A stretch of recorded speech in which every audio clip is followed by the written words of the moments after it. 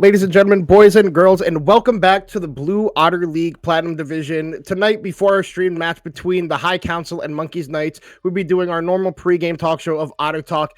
I'm your host, Trunk Somo, and I'm joined by my co-caster again for this week, Toki B. Toki, how we doing tonight? I'm doing great. Looking forward to another week of Otter Talk and another week of good games. Yeah, we should have some great action tonight with us passing our halfway point and getting ready to start determining what teams are making playoffs and sadly who is not going to be making that final cut. But before we get into all of that and everything, we do have three guests joining us tonight. We're going to be having Loki, Gav, Dougie Fresh, and Finny. How are we all doing tonight, guys? Hello. We're doing wonderful. Fabulous. Vibin'. Awesome. So for this week for Otter Talk, we did ask our guests, instead of giving us our predictions for this week, we did ask them to give us each division power rankings. As we are past our halfway point here, we want to see how stuff is kind of shaken up from what we thought was going to be the initial power rankings at the start of the season to where we are now. So we're going to be going and looking at that. We're going to be starting with our Zon division here to see where everybody ends up ranking up. As you can see on the screen, left to right, we can see everybody's power rankings. And looking across the board, we got some similarities, a lot of changes. You can see I went with Dorado as the overall best team. That's kind of the consensus here. But looking at it, I think it all makes sense. Toki, why don't you go into it and give us a little bit of breakdown on why you ranked certain teams where? Well, I mean, I will say I think Zon is a really, really tight group right now. So while I do have a little bit of swapping going on, Dorado, they definitely looked really strong last week when they changed their lineup, but I'm hesitant to give them top two until I see more than one really, really good showing, you know? And I'm sure they will have one, but I'm hesitant to give them top two until then. And then at the same time, Conduit Flux, they've been playing really well this entire split. 7-3 game record, 3-1 series record. They're number one for a reason. And like you said, they're already more than halfway through the season, so I think they definitely deserve to hold on to that number one spot. Monkeys Inc. is probably the one I'm most iffy about, because Dorado and Monkeys Inc., that's the one I couldn't really decide. I think Monkeys Inc. has definitely shown some weakness, but at the same time has definitely shown some strength. So if they're able to clean themselves up, then they could start becoming a little bit more powerful as a team overall. Now, I think for the bottom of the board, for the most part, we're all pretty agreed. So not too much to say there. I'm in Contingent Purple. They've definitely just been struggling this whole season. Eclipse Valkyries have shown a little bit of power, being able to show that they can play, but they're also just never able to really turn that into a series win, where they only have that one series under their belt. But Conduit, Kraken, Eclipse, and Monkeys, I think they're all pretty close by, or Monkeys Sharks, I should say specifically, since we do have a lot of monkeys. But yeah, I think that's really the best way to put it. I think Zon's a pretty close division. Other than that little group between the top, the middle, and the bottom, I think within those individual three groups, it could go either way. Yeah, and I mean, the one outlier that's kind of sticking out to me on your power rankings in particular compared to everybody else's is that we see the old TPO redacted logo now rebranded to TPO Redemption with Finny actually being the logo for that team. My question is, why do you have them so low in your power rankings despite them, really showing up the last couple of weeks and being a really strong team heading into this last half of the season? So with them, I think they are kind of between that top and that middle group there. But the main reason why I put them down so far is because the obvious answer is I think the other teams are a little bit better, to be completely honest, from what I've seen. But I don't think they're much farther down below. I think Dorado's gonna be one of the top teams now. I think Monkeys Sharks is probably around the same level, like basically tied with that. And then Monkeys Inc. isn't too far away from there either. Like I said, this group is really hard to set up good power rankings for just because everyone is so close. But I do think that in general, they are just slightly worse than the other teams. All right. So going to a TPO Redemption player in themselves, Finny, looking at your power rankings, I'm curious why you ended up putting the Monkeys Inc. as your fifth spot team in comparison to where other people have them ranked a little bit higher, except for you and Gav sharing identical rankings here. Yeah, I mean, what can I say? Gav is just a copycat. But Inc. is the only team that we haven't played yet. That is one of the considered the top teams. They're also 3-1 with us. And I don't really know how to feel about them yet. Like, they have Rocker, who's pretty good, but then like some of their other players are kind of a little bit weaker. So I'm not really too sure about like how we would match up against them. But going off what Togepi said about Sharks being better than us, we 2-0'd them. I think last week. So I think like we're still a top team, and like we shouldn't just be like pushed aside. Yeah, I mean, at the start of the season, I was kind of hesitant on the roster that you guys had put together, knowing the only player I really knew on that team coming into the season was you, Finney. And, you know, I like to meme on you a little bit, like call you trash player and stuff like that. But, like, you are a really solid player. But, like, the rest of the names being, like, a question mark for me, I was kind of ranking you guys in the start of the season towards the bottom half of the league. But you guys have really shown up and shown that you are a top half team, really a team that should be looked at going into playoffs and not taken lightly. And that's why I gave you guys the credit at top 3. I think like you said, you did beat the Monkey Sharks, who was kind of started out the season really hot and kind of gone 0-2 in the last couple weeks. So not really surprised to see that you have ranked them higher. But yeah, I think overall, I think I'm in a lot of agreements with the rankings that you have here. We just have one swap with Ink and Sharks. But going to the copycat, we have Gav, who is on Conduit Flux here, and you have ranked your team at number 2 with Dorado over you. So I'm curious why you have put Dorado over yourselves in these power rankings. Dorado, both of their losses are fake. One, they didn't have Ultimice, and the other one, Ultimice played one game. I think he was arguably the best player in the league before the league started, and then they added Gabe Leo. So, I mean, that guy's playing in Blue Water League Emerald and doing really well. So, he just, you know, you have the 2 best players probably in the whole league on a team. They're going to be the best team. That's what it is. I'm excited to play them week 7. It's gonna be tough. It's gonna be fun, but I mean, I just think they're the best team. Yeah, and I mean, Gabe Leo, like you said, does play in Emerald League, but I think a lot of the credit to that is he's got a really good support on his team.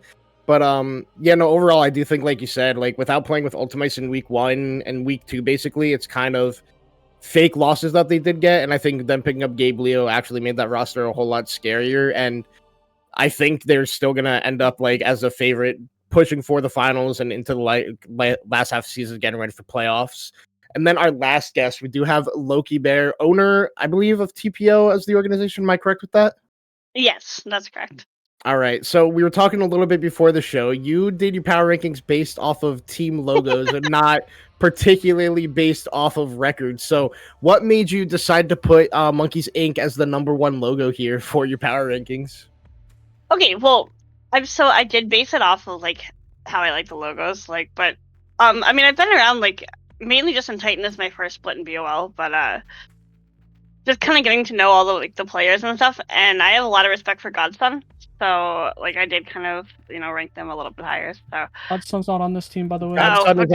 Godson is on the Monkeys Knights. There's the Monkeys... too many Monkeys teams, bro. He's on one of the other 4. We haven't faced Inks yet, so like I don't really know much about that team. I haven't really watched them. But I know that you guys are all kind of hyping up Dorado. Obviously, what somebody else said about their 2 losses being fake, it was because they had Barolo in the top lane, which he's a great player, but he's not a top laner.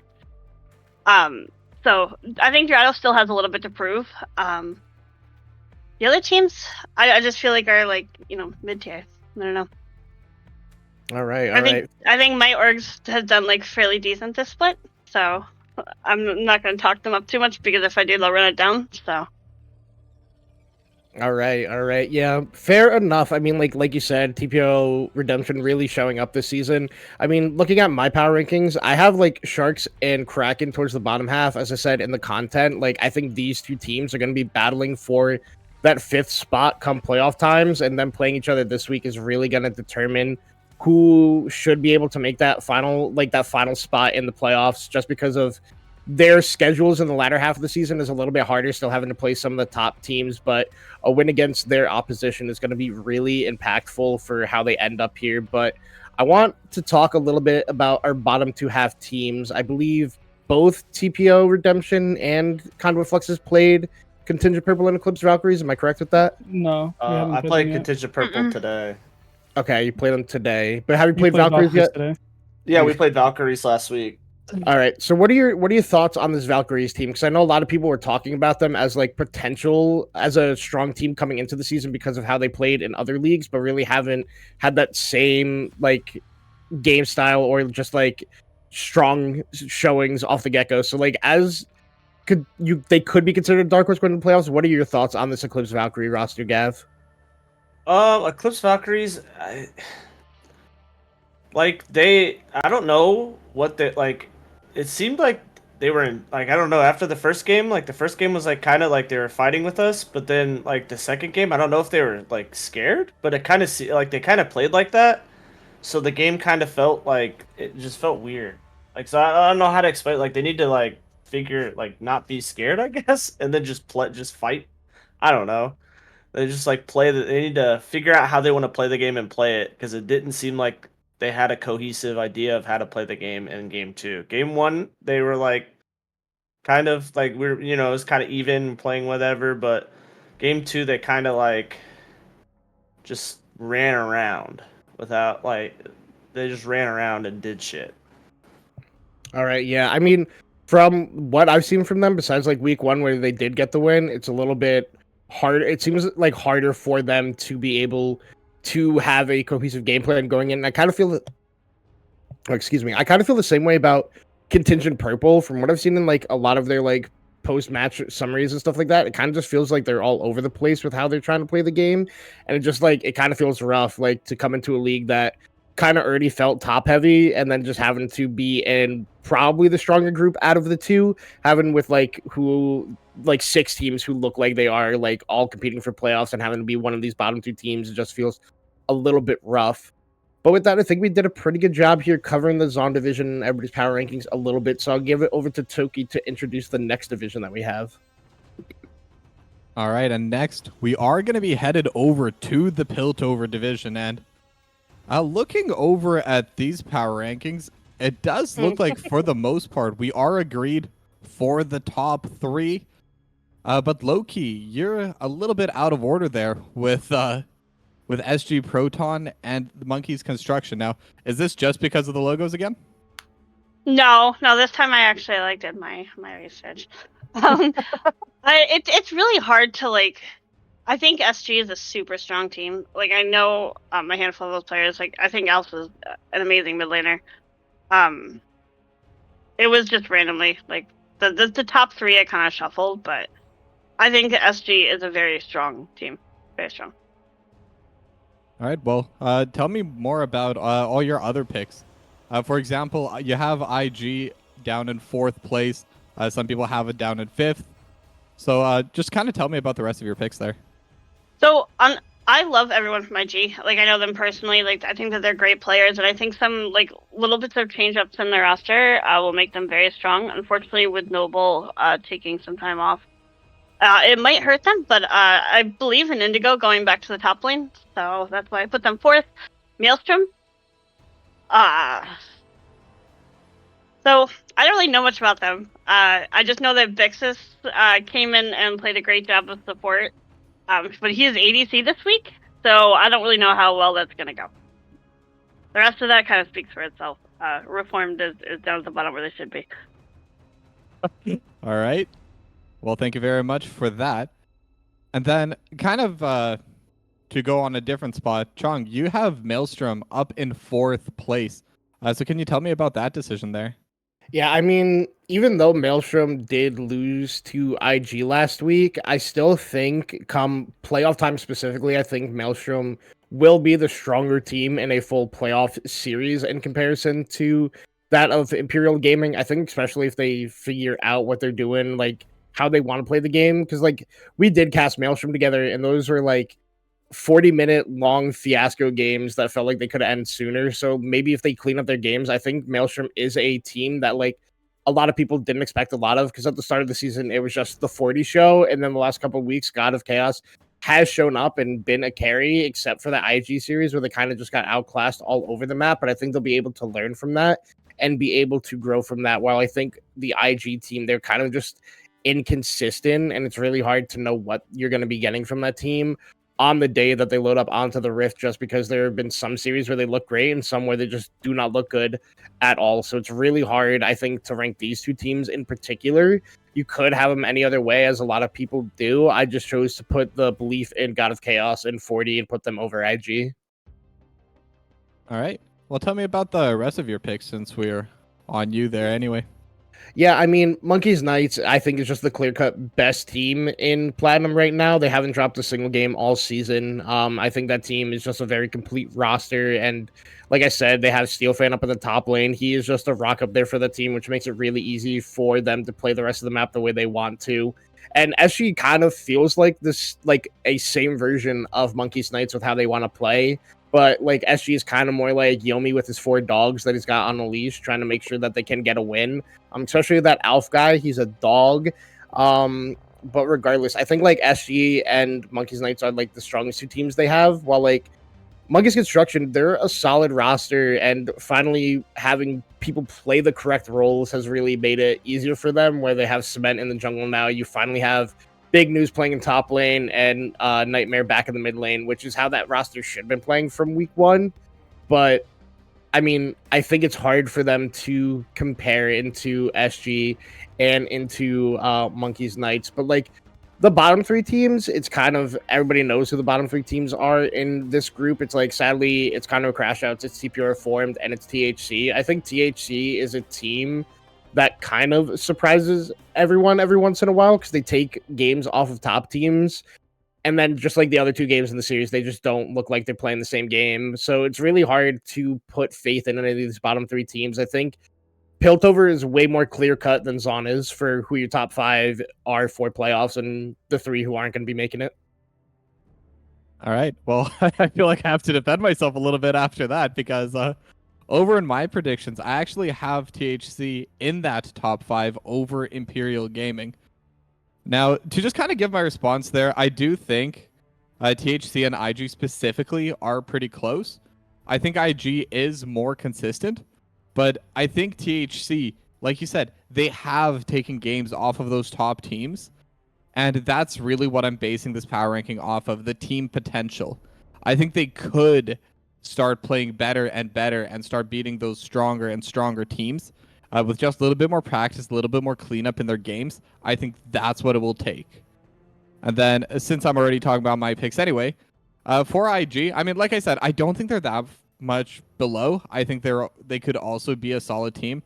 They had a pretty solid game last week, so they're definitely showing that they can play well. I mean, that 2-0 versus Maelstrom. And like you were saying, we've casted Maelstrom a couple times now. They've definitely shown some signs of weakness, but it's not an easy win by no means. So having Imperial Gaming get that 2-0, I think is pretty big news for them.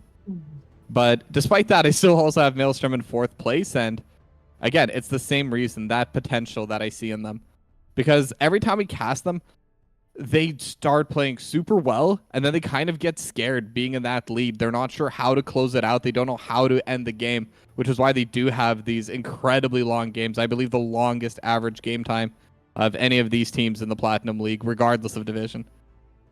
So if they're able to... I don't even think it's a skill issue. I think it's just a little bit of a mental block. I think if they start learning how to play with a bit more confidence, just having more belief in themselves and in their plays, I think they could start becoming one of the top teams of this division. And then as for the top 3, there's really not too much to say about that in my opinion. Monkeys Knights have just been performing incredibly well. They haven't dropped a single map this entire season. SG Proton, I think in terms of potential, they're just as high as Monkeys Knights. But Chunk, like you've told me before, they really do like dropping the occasional game, just having a little bit of fun with it. And while there isn't anything wrong with that, especially, you know, like at the end of the day, League of Legends is a game that we're all meant to be enjoying, meant to be having fun with.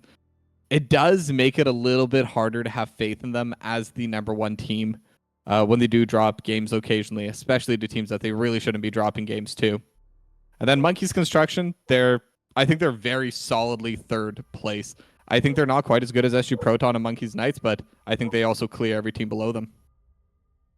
both that, Finny and Gav, you both have the exact same table once again. So, Gav, why don't you walk me through your picks?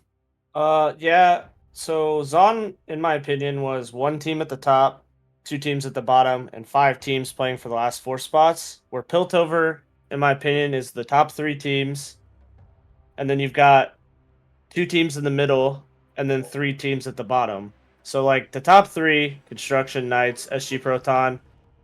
Like I wanted to put SG Proton first, but Construction just hasn't dropped the game, so it's like, or not Construction, Knights just hasn't dropped the game, so it's like you can't really not put them first. And then so whenever those two play, that'll be fun to watch. And then for my middle tier teams, I put IG and Maelstrom. I just think IG. Shout out to Noble Bark, the Vayne player. I don't know. They're a fun team to watch, and I just think they're more consistent. And kind of like Chong said, Maelstrom just wins these 40-minute slobber knockers. Like anyone could win at that point. And to me, like the way IG wins when they win, it seems more consistent. THC has the all players having the THC logo in their or THC name in their league name buff. So occasionally they will be able to take games. Conduit crash outs. I mean, at some point they have to like the name value has to take hold, and they win a random. They're gonna win a series or two just because their names. And then TPO Reformed is blowing up their roster, so it's hard to tell. Yeah, that's definitely going to be a bit of a negative going for them later on this season. I Finny, mean, yeah. Oh yeah, no, go on, go on. I mean, they just yeah. I just every time you see plat roster changes, it's usually TPO Reformed. But you have Listen. no faith that it could eventually win it for them. I mean, it could, but I mean, at this point, it's week 5. It's a little late. I mean, all I'm gonna say is that this is probably the best roster setup that they have had this entire split. You can still Yeah. make playoffs at 3 and 4 depending on other matchups, but it's Well, yeah, because very it's top unlikely. 5, right? It's only Yep. you just have to hit top 5. I mean, Yep. I have them 6th, so like right out on the or no, I have them last, but like they're in that bracket where they could break in. I could see them getting in over Maelstrom. Just currently had them last because they made what 3 roster moves in 1 week. Yeah. I mean, listen, it was much needed. Is all I'm gonna say. Is they Hey. needed that bot lane needed to be changed. Sometimes roster moves work. Sometimes Yeah. they don't. Yeah, and we'll get to Finny in a second, but Loki, I actually got a question for you there. So Yeah. you're saying this is the best roster. Would you call these a money move roster? Do you think this is really going to be what TPO needs to start moving up the rankings? Yeah. Yeah, well, 100%. This was something that absolutely needed to happen in order for them to even have a chance. All right. Well, in terms of points, they're not too far behind, only 4 points behind that number 5 spot with Imperial Gaming. So it is definitely doable, depending on the matchups, depending on how every other team starts doing in the season. But with that, Finny, tell me about your picks. You agree with Gav for most of these? Yeah, I don't know. This guy's a copycat. He just can't stop following me around. But I have Monkey Knights first. I mean, they're arguably one of the best teams, and I mean, there's a chance that we get the finals and the semifinals, depending on how Lambda does. But I legitimately think you could put Wall Street and Godson on a team with intermediate bots, and they'll still win the league. And then I have SG Proton second. They're a pretty good team as long as Sweevil's not playing a Mumu. Jesus. Please do not put him back on a Mumu. And then number 3, I have Construction. They have Ivar, Nightmare, and Big News. And like, if you can't win with that roster, what are you doing? Then 3, I don't really know what to do with these teams. IG's pretty good, but Noble had a convenient break off, and now they have Indigo top, and they have Swaggy, I think, jungle. They should be a middle of the pack team. Maelstrom has Bixis playing. Kind of go next, I guess. I thought THC was going to be a very strong team coming into the league. We scrimmed them right before BOL started, and they seemed like a pretty strong team. But I guess it didn't correlate or transition from scrims to BOL. And then the last two teams, it's like a mix up in the air. Crash Out, they have somebody that's been really quiet since going 0-4, so I'm pretty happy about that. And then lastly, I have Reformed. 01 is my top laner. 02 is my jungler. 03 is my mid laner. 04 is my support. Shout out Ziggy. Always Oh. gotta give Ziggy the shout outs. Yeah, sorry, Loki, were you gonna say something? No, I'm good. All right. Well, with that I believe that is everyone's predictions here for the Piltover. Chung, anything you want to add here for the end of the Piltover? Yeah, I mean, I can't believe Finney said that Godson was like really good at the game. This guy is kind of a pig, honestly, as somebody who played with him before. Nah, I do think I agree though. I think like Finney said, like Wall Street and Godson, I think you could literally put them on any bottom half team in the league and they could save them and get them a 5 seed for playoffs. I think that's how good those two players are together. And I think that makes Knights scary. But yeah, like you said, we've covered everything. So before we let everybody go back to their teams and get ready for their matches tonight, we'll let you all get a couple of shout outs. And we'll start here with you, Loki. Any shout outs you want to give? Yeah, you guys are awesome, all of you. That's all I got. All right. Thank you. Gav, any shout outs you want to be given? Yeah, shout out to my team for making me look human.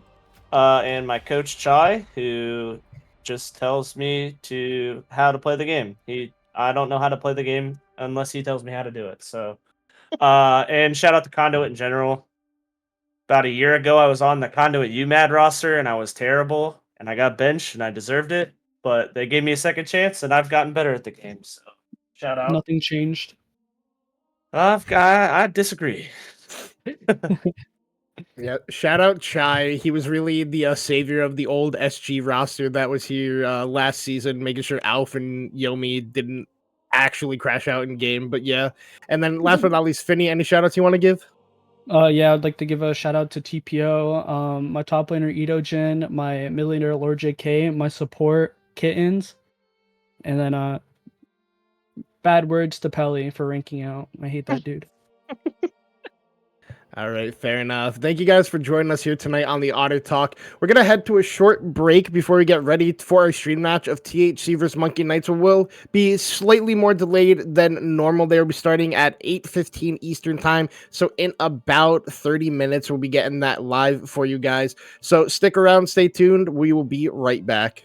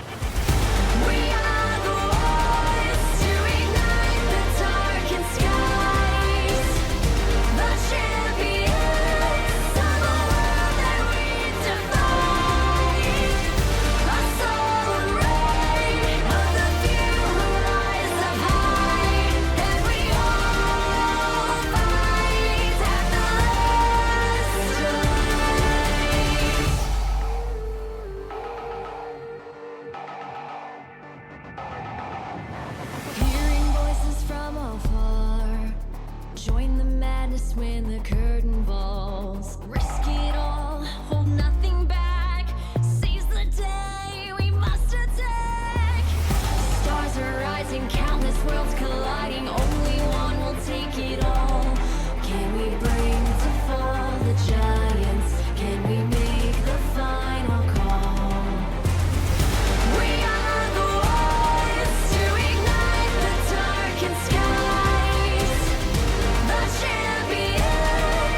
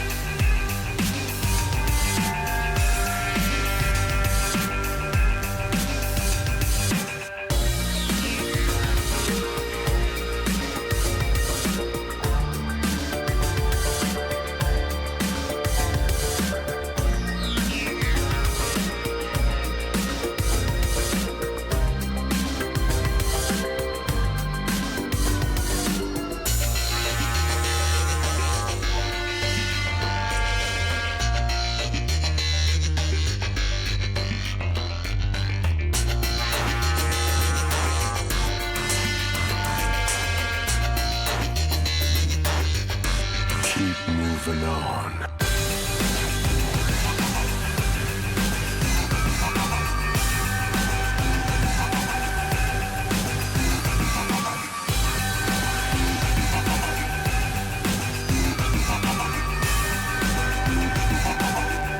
Keep moving on.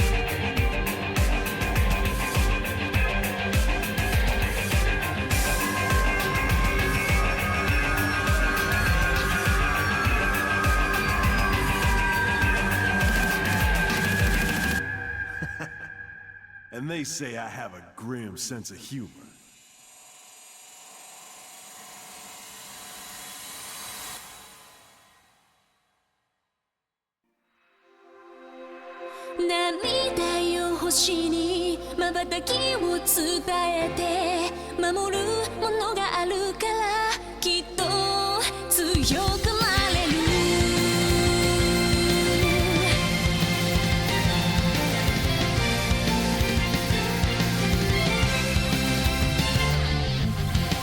語るべき言葉なくした星の守りでは時の果て夢の果て闇に立ちすくんだ風を呼んでみたんだ空に向けて誰かを呼んでみたんだ光求めたソリチュードかすかなレゾナンス確かに届くロマンスそんな流れ星たちを抱き留めた明日が見えなくだって乗り越えなくちゃって奇跡の奇跡描き未来へつなぐ Growing High 心のフォトンが銀河にこぼれて道を強く照らす Burning Bright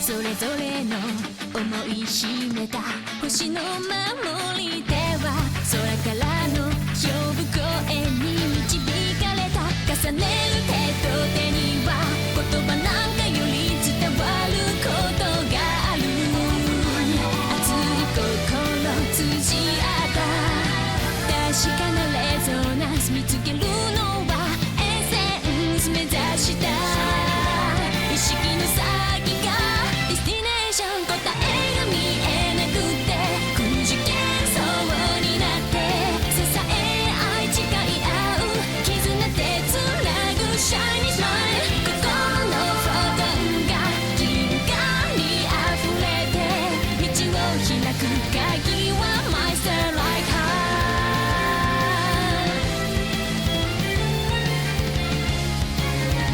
「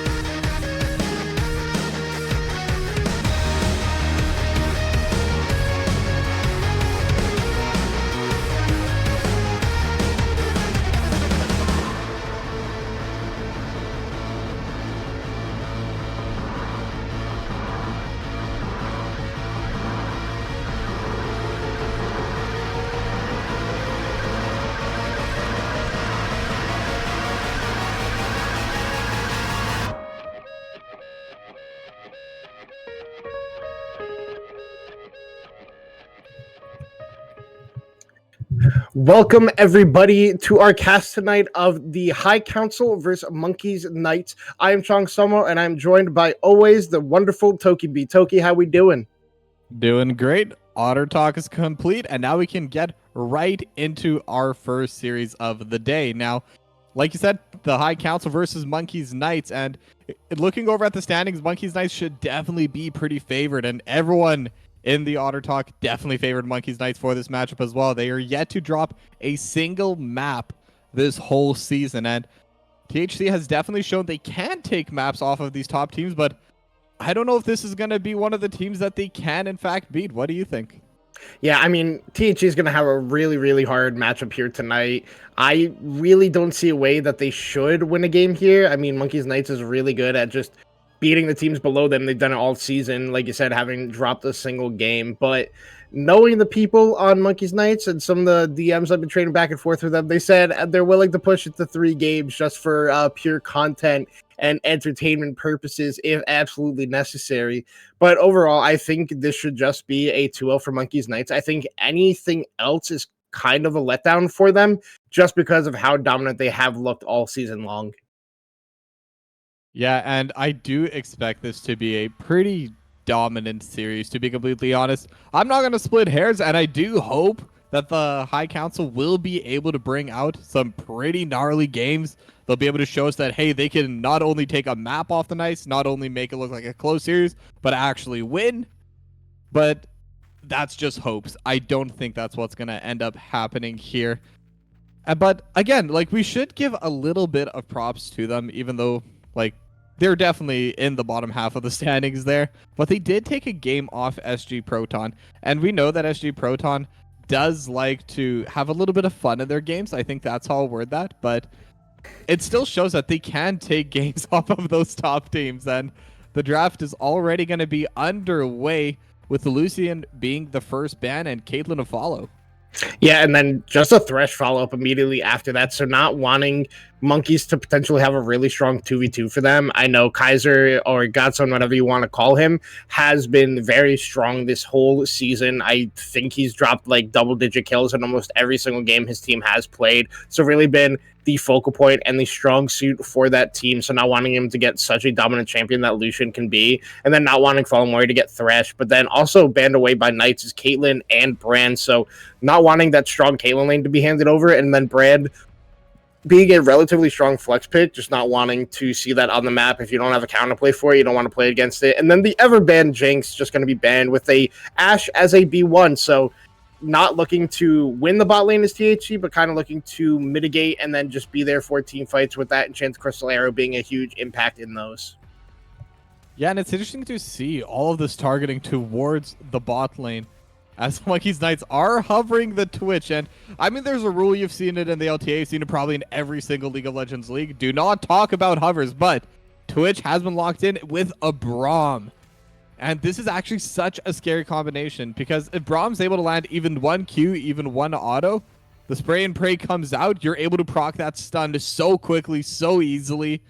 And this is such a dangerous little rat to be allowed to get an advantage, be allowed to have so much safety behind this Braum. It could easily snowball out of control. Yeah, and I mean, also just taking Braum away from it being a Ashe Braum lane that is very oppressive, just a smart takeaway there. But Kaiser is a Twitch player. When we played in Emerald together, he did bring it out a lot in certain matchups, so not surprised to see that pick there. But then a Nami to pair with the Ashe, not the typical pairing you see, but then you have the very interesting Tryndamere B3 pick here out of the High Council. Not something you see a lot. You kind of expect Tryndamere to be like there for counter picks or R5s or stuff like this, but just blinding it face up. They're just going for comfort here, looks like, on the side of THC. Yeah, definitely a very interesting pick. And frankly, I'm not even sure that it's even that great into Braum and Twitch. If he's able to get on top of Twitch to begin with, then yes, Twitch is just going to get deleted off the map. But if they see it coming, if it isn't like a perfect flank, they have the Braum to peel. The invisibility is so difficult to deal with when you are that Tryndamere, especially with that bonus move speed. Without Ghost being popped, it's going to be basically impossible for the Tryndamere to be able to catch up. And with this Scion pick as well, assuming this is a top lane Tryndamere, it's not the easiest matchup either, because Tryndamere can only stay alive through sheer will of anger for 5 seconds. And it usually takes a lot longer than that to kill a Scion, especially once that first or second item start coming through. So yeah, very interesting pick for me. Yeah, I do like the Scion pick a lot for the Monkeys Knights. It is a Steel Fan champion, and I think, like I said in content, is that like Steel Fan is the perfect top laner for this team. He is just that rock that enables the rest of the map to just play hyper aggressive because there's no weak point in top lane that you can just try to get an advantage through there. And Scion, everybody knows this is a champion that, yeah, he could die 10 times. He's still going to pick up the minion wave, still have a gold, and still be effective in a team fight. So really liking the Scion pickup here. But then looking at the bans, just a jungle-focused ban strategy in the phase 2 for Monkeys Knights, while mid laners are being chosen to take away from THC, which an immediate Pantheon pickup. So this will be the Pantheon in the jungle for Small News. Pantheon is a really strong champion right now. His win rate in solo queue might not show it, but it's because he is super strong in competitive play. He can just impact the map anywhere with that semi-global Grand Skyfall just being at a play whenever it is absolutely necessary. So I really do like that pickup. And then an Udyr in response, which is a champion that THC has played a lot. They have looked good when they do get this champion in their hands. So I really do like that pickup for them. Yeah, but I'm just looking at this team comp, and individually, none of these champions are necessarily that bad, but how do they start fights? How do they stand at the front line? And Ziggs is just going to make things even harder. I mean, the really only engage is going to be the Enchanted Crystal Arrow. Like, you do have the Nami Wave, but that's more of a peel or more of a disengage rather than a way to start a play. Maybe as a follow-up, but even so, they do have the poke. I guess they could try playing it as a poke composition and use those tools to back away. But if that's what you're doing, then what does Tryndamere do? I mean, I'm guessing the only way they could try playing this composition where it could work for them is if they do something like a 1-4 or a 1-3-1, with at least Tryndamere being in one of those side lanes, maybe Ziggs as well.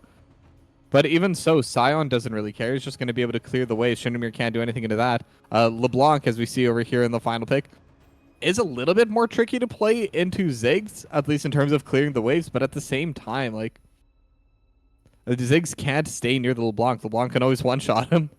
Yeah, I mean, the only other way that like THC really starts a team fight on their terms is a Udyr running and bear slapping somebody, or just ram headbutting nowadays with the rework that he had a couple seasons ago. But that's really the only way they're going to get to start a fight. Like you said, they're going to have to set up on objectives first, look for pick from this Ziggs, from this Ashe, and try to get the health bars low enough where Monkeys Knights can't get a team fight they're looking for. But with that LeBlanc pickup, it makes it a whole lot more tricky for THC to set up these, because if Wall Street does get on these flanks on this LeBlanc, he can just blow up any of the 3 backline members that THC has here with the Ziggs, Ashe, and Nami. So it's going to be really difficult. It was already going to be a rough match coming in, but I think this draft just kind of makes it a whole lot harder for them to play this game out, just because split pushing is such a specific type of playstyle that if you're not playing it all the time and practicing all the time as a team, it can just fall short, where just Tryndamere ends up trying to be at every team fight when that shouldn't be what he is doing sometimes. So hopefully THC has practiced on this. But looking at these 2 drafts, Toki, which one is your favorite here in game number 1? I mean, regardless of the fact that it is Monkey Knights piloting it, I think their draft is so much easier to play. I think it has so much more versatility. They can team fight well. They can even split push themselves. Scion does great in split pushing. And then they can just work on objectives, work on structures. Twitch could take him down. Scion could take him down. I mean, if Monkeys Knights, no matter which angle I try to look at this, I think their draft is superior in every single way. Yeah, it's going to be really tough here for THC. Monkeys Knights with the favorite in draft and just in overall game record and expectations for this series. But maybe THC can shock us and surprise everybody picking up a game number 1 win here. The only way to find that out is when we get back from a short break, once we load onto Summoner's Rift after waiting for a spectator delay. Don't go anywhere. We will be right back.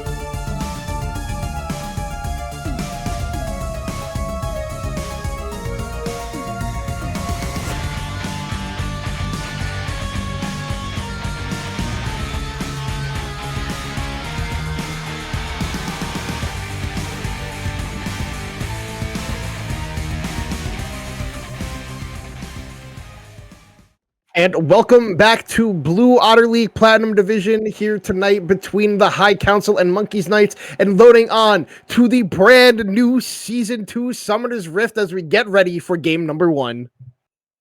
Yeah, this map is really gorgeous. Like, I know we should be talking about the players and the teams right now, but like, I have to appreciate this. I got to take in the beauty of everything that we are seeing right now. But let's focus up. Let's get back into the game. And I'm already looking around and I'm seeing some interesting things. I mean, for the most part, it's just going to be that 5-point defense coming out for both teams. So nothing exciting is going to be happening there. But it is going to be the Flash Ghost Tryndamere over in the top lane. Now, that is typically what you see from Tryndamere. Sometimes you'll see Ghost teleport or Flash teleport. I do think that Flash Ghost is the best option for that. But what is a little bit more interesting over that is that it is Grasp of the Undying for the Tryndamere. Yep, and we also do have a pause as we saw that Fallen X Warriors has DC'd from the game. He did DC loading into the game, but was able to reconnect quickly. So hopefully that is the same situation that we have here. But like you said, it is the grasp on the Tryndamere. It's one of the few runes that you see from him. Sometimes you also see the likes of like Lethal Tempo is the other big one that you get a lot on him, but I guess he's just looking for the additional stats in lane, as you are going to be hitting on the Scion a lot, so just being able to stack that up really quickly can help him with that survivability in a team fight. So maybe that's the point of it, but also with not having TP, THC's macro game is going to have to be on point here because it is so much harder when you are playing down one of those TPs. And we see right before we come back to our beautiful faces that Fallen Warriors has DC'd once again. So hopefully we're able to get that figured out soon.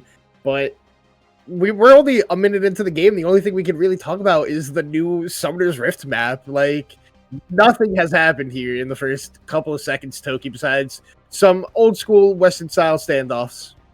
Yeah, I mean, if you want me to fill air, I could talk about that Tryndamere pick for like a while.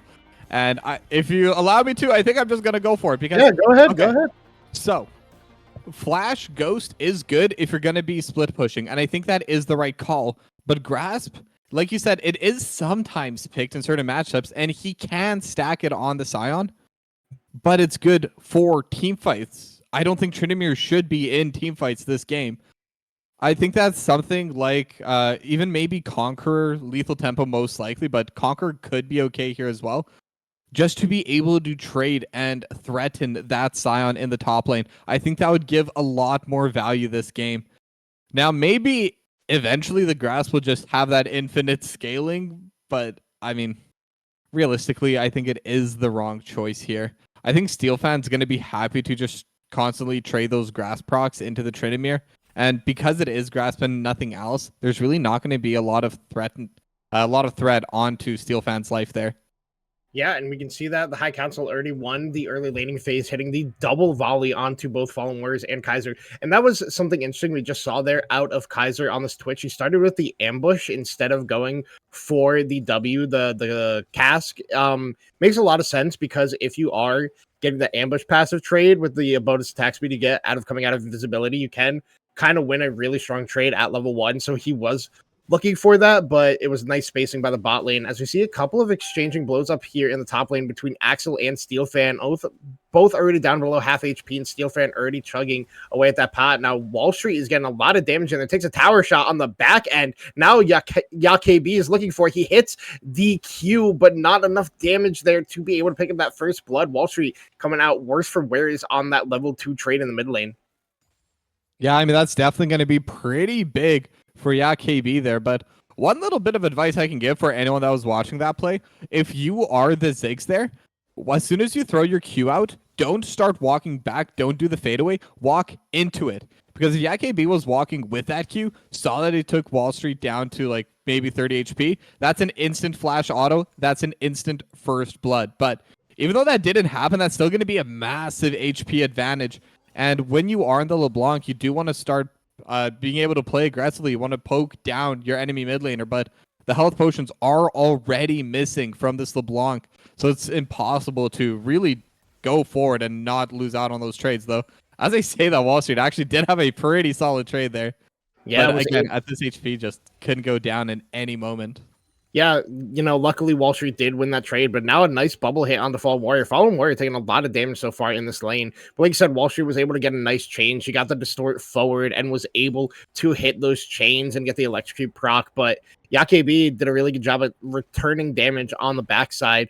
But top lanes are just still scrapping. And now there could be a little bit of action on the bot lane. They know that Crackle is down here. And now they're running up to Small News. Now this Udyr's in trouble. They're going on to Fallen Warrior. Fallen Warrior taking a whole lot of damage, getting burned up. But so is the Udyr getting stunned up now. And the damage is coming out left and right. Everybody's had a nice triple bubble there by Lambo. Now Barrow is going forward. Flashes forward. Gets the first blood onto the Braum. The second kill is going to go down onto Small News. Flashing out his Kaiser. Now he's getting slowed up. He's trying to get the trade back with the full second. Leave the temple. Another bubble in early cleanse, and that is already 3 kills picked up by THC here in the first 4 minutes. Already off to a hot start here, and now Wall Street is still looking for a little bit more. Oh no, the Udyr's AFK. The chains are going to lock up, but there's no follow-up damage. He's going to try to look out. He gets the stun on, and now Wall Street is back with the cooldowns on. Flash forward. The heal out of the Nami is enough. The ebb and flow is there. Now Wall Street not able to pick up that last auto attack. He's coming up, trying to get those cooldowns back in action. He W's forward, but the shielding and healing is there. Now Wall Street could still be in a lot of trouble. Albero getting tagged up by the Sigil, but nobody goes down on Wall Street's roam. Yeah, massive win there for THC. I mean, 3 kills on the Ashe, 3 kills on Alberio. Gonna be an incredibly powerful AD carry here on out. Instant BF sword at 4.5 minutes and a dagger as... Yeah, KB just stunned up, chained up. The damage is trying to come out. A nice flash away. The buff is there. Small News flashes forward. Hits the last bit of damage with the Q. Able to pick up a return kill, getting one on the board for his team. Yeah, I mean, that's a really solid kill to get as well, but I'm just going to continue talking about that 3-0 in the bot lane first. And it was a pretty close play. Loker was actually the one that was trying to get that aggressive play and was caught out a little bit, but the amount of shielding and healing that came out of Lambo and just the turtle stance from Lockeril was just more than enough to stay... Locker kill. Sorry, I don't know why I can't pronounce that name, but it was more than enough to stay alive there. Oh, man. Yeah. Continue. Sorry, I interrupted you there, Toki. Yeah, no, all good. And then over in that mid lane, it's really good that Small News was able to get some kind of play going for Monkey's Knights. Going down 3-0 early, losing that those feats of warfare early on. Like, obviously they can still get back with the structure with the neutral objectives, but it's still a really big deal. And especially going into the #1 role that scales with gold, I think it is going to be a little bit dangerous for Monkey's Knights going forward.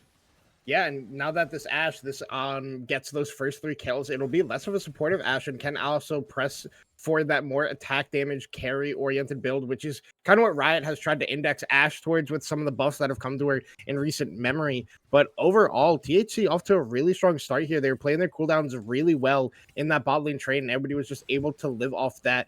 Lambo hitting bubble after bubble, hit a 3-man, and then hit Kaiser on the backside, and now there's going to be a contest over this dragon. But Wall Street is so disconnected from his team. He got some good damage onto YKB, but now the dragon is going to reset as you have to watch TAC walk towards this bot lane. They could look for another play, and now Axel is fighting with Steelfan up here, but Axel is losing out on these trades. Steelfan getting the better of this one, but out of mana might not be able to press any further, but Axel is the one going back in. He's trying to get the autos, the decimating smashes there, get some nice damage on. Steelfan is getting tagged up, has to flash away, and only exchange for the ghost out of Axel. But now in the bot lane, Wall Street is on a roam, gets some nice damage onto Lambo, hits the ethereal chains, and then gets the electrocute proc, but nothing really coming any further from that. It's just Cryo trying to be gained around this Dragon Pit area, as it is the first neutral objective both these teams are looking to fight over. Yeah, I want to talk a little bit about that top lane trade between Axel and Steelfan. This is typically how it is going to go with the Tryndamere versus Sion. The Tryndamere does incredibly well early on, but bit by bit, Steelfan is going to be able to scale into this pick. As long as he's able to stem the bleeding, we'll be in a very solid position to just be in the side lane against the Tryndamere, especially with the grass procs going over towards Steelfan. Sion scales incredibly well with HP, already has that heal cut for Axel, and the more armor that Steelfan's able to stack, the less priority Axel is going to be able to get for THC. Yeah, and we saw Steelfan even stopping him on the proxy farming, using the ultimate to get back to lane. But now Axel is also taking a bunch of damage. It was a nice decimating smash there out of Steelfan to cancel the spinning slash from the Tryndamere, the E, and just got a big exchange, getting the auto and the Soul Furnace proc to deal even more damage. But now we see on the mini map that the Mega Inferno Bomb was used top lane to try to clear this way, but Steelfan able to pick up a plate here for himself in this matchup in the top lane. So Steelfan doing exactly what he needs to be doing up in this top lane. Yeah, was able to pick up 2 plates. And again, it's important to note, Axel's pretty low HP there. Had to go pick up the fruit over in the river. And it's still at less than half HP. And there's no teleport on this Tryndamere. So if Axel doesn't have the HP to start playing aggressively into the Scion, all that means that Scion's going to be able to just freely farm, freely get whatever gold, whatever stacks that Steelfan needs over onto that passive. And now Steelfan's just going to be able to shove the wave in, and Axel just has to let it go. Already 5 CS lead in the top lane for Steelfan, and I do expect it will grow a little bit as time goes on, as now there does appear to be a little bit of a vertical trade of objectives right now.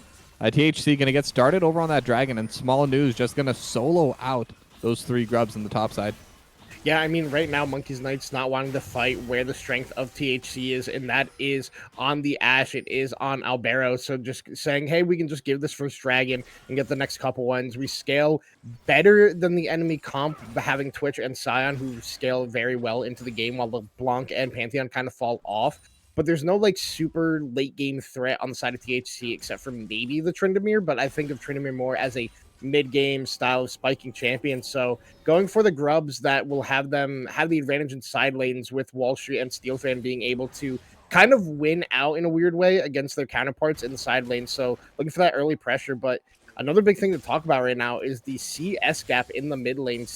Wall Street is not getting a lot of these last hits, down 30 CS already at this point in the game. But never mind about that. Axel and Steelfan are still going blow for blow up in this top lane. And Axel coming out worse for wears there. He eased forward, trying to get all this change damage back in, but the Bramble Vest and the plated steel caps are working wonders here for Steelfan in this 1v1 into the team out that Axel has. And Axel is not happy the way these trades are going here in the early game. Yeah, and I'm not surprised he's not very happy. Like I said, it's just going to be so difficult once Steelfan does get those plated steel caps and really all the other armor items later on. And honestly, I even think this could be a pretty solid game for the Heartsteel, since Axel really wants to trade back and forth. Yeah, but they're still going aggressive up here, but continue, Toki. Yeah, but I do think that Steelfan later on is just going to be getting more and more value out of these Grasp procs. Grasp scales off of your HP, and Scion already gets it passively through those last hits, as Kaiser might be looking for an aggressive play here. Oh, and yeah, flash away instantly by Albero. The ultimate already coming out, and so is the Grand Starfall from Small News, but Albero was so far from the play, just 2 ultimates in the use of his flash, but now YaKB is taking a lot of damage here in the mid lane.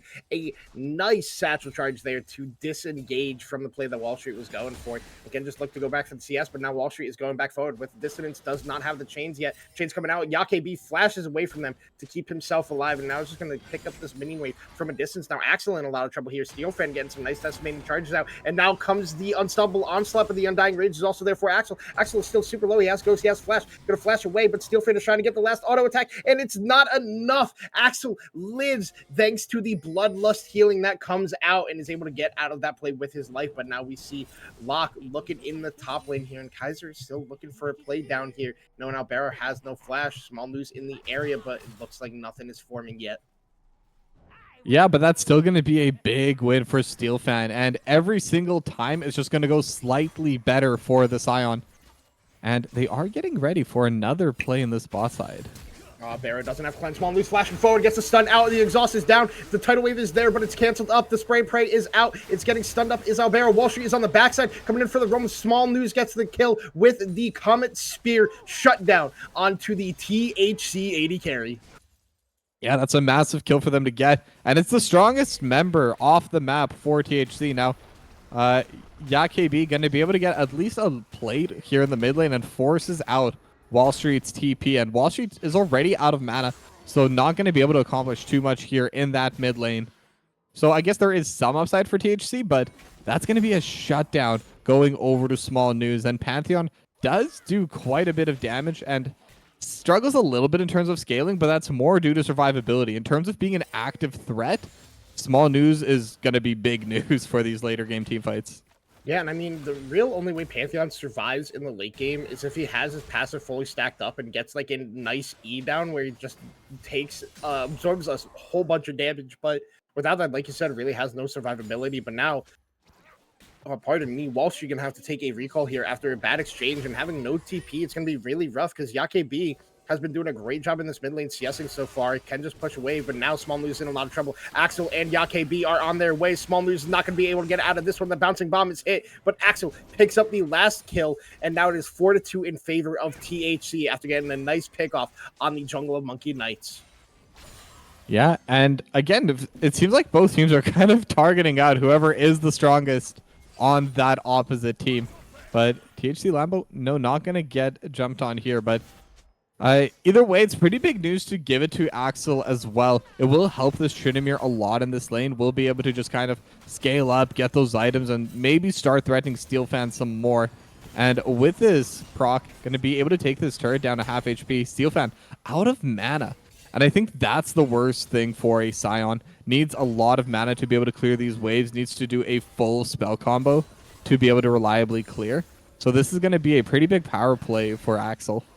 Yeah, and I mean, a lot of times what you see a Scion do is build an early Tiamat to help with that wave clear because they do build Titanic Hydra a lot because it does also scale really well off the permanent health that you are gaining off of the Soul Furnace passive, but not going towards that right now with Steelfan. So like you were saying, his wave clear kind of has to use all his abilities and all his mana for it, even with the Bomby Cinder. But now in a lot of trouble is Fallen Warrior. The Grand Skyfall is there on the backside. Kaiser is free firing, but already down is Fallen Warrior. A nice two-man tidal wave, and Lambda is down, but so is Albero, and now Kaiser and Small News are looking to turn this one, but Local is still so strong. He's getting all the damage down onto the right target. Kaiser is dead. He flashes out. Now Small News is going back onto Lambo. He's trying to get the shutdown onto the jungler, and he does. Now Small News is trying to get this another kill. Lambo has nothing he can do, flashes away, and it does not matter. The Comet Spear is there. A double kill for Small News, turning that play around and getting Monkey Knights back on the right track.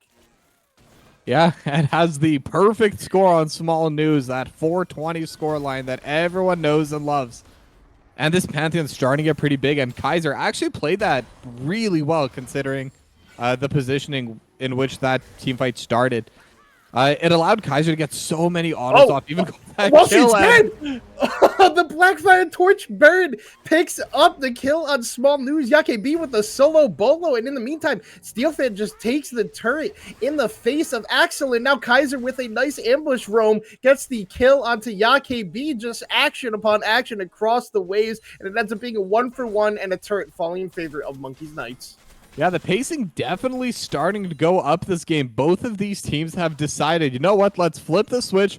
We had that big team fight earlier on with that 3-0, but let's just keep fighting, as now Alberio might be getting jumped upon here as well. So much trouble here. He has barrier, he has flash. Fallen Warrior using the shield to get that bonus movement speed. No auto comes out now. Flash away from Albero, but because the auto was canceled twice by Fallen Warrior, there's no follow-up. Kaiser gets stunned up. A lot of damage onto Lambo, and now they're looking to re-engage. Albero is going forward. A nice ultimate onto the Udyr as he tries to get it. Kaiser is still going so low. He goes down. The stun wasn't there, and flashing out is Fallen Warrior, but he's still being chased down by this Udyr. This man is angry. This man is 6 different animals, and he's gonna pick up the kill onto Fallen Warrior. But now on the roam is Wall Street looking to pick up and clean up this play. He uses the double distortion in, gets the change, but it's immediately bubbled by Lambo, and now going forward is the rest of THC. Albero's looking to get it. He is hitting the clone right now, and he does not even know it. Wall Street able to get away, not having to use the flash, but overall a beneficial play for the side of THC. But never mind, the unstoppable all-slot is there. Wall Street is here. Wall Street is still in. Steelfan is there, picking up the kill onto the 80 carry, and in the meantime, the mid lane turret goes down.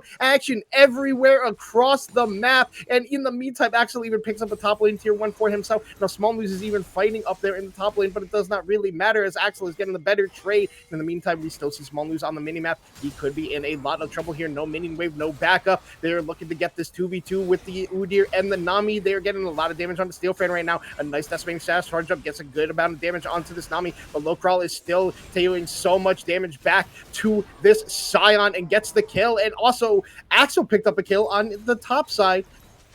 It goes 1-for-1, I believe. Yeah, he went 1-for-1 in that play. Overall, just a whole bunch of action just broke out, Toki. Yeah, I'll let you take a breath there, and I'm not even sure how to properly analyze it as we're Oh not my god, done. okay. We're done. No, we're done. We're We're done. There was a satchel charge, and we're all good here. But yeah, I mean, a lot of action over on the map. But in the end, looking over at the goal, THC definitely seems to be the ones that are winning off of it. However, a lot of that goal did go over to Locker Kill. Now, in terms of actual scaling elements, I think it is slightly worse.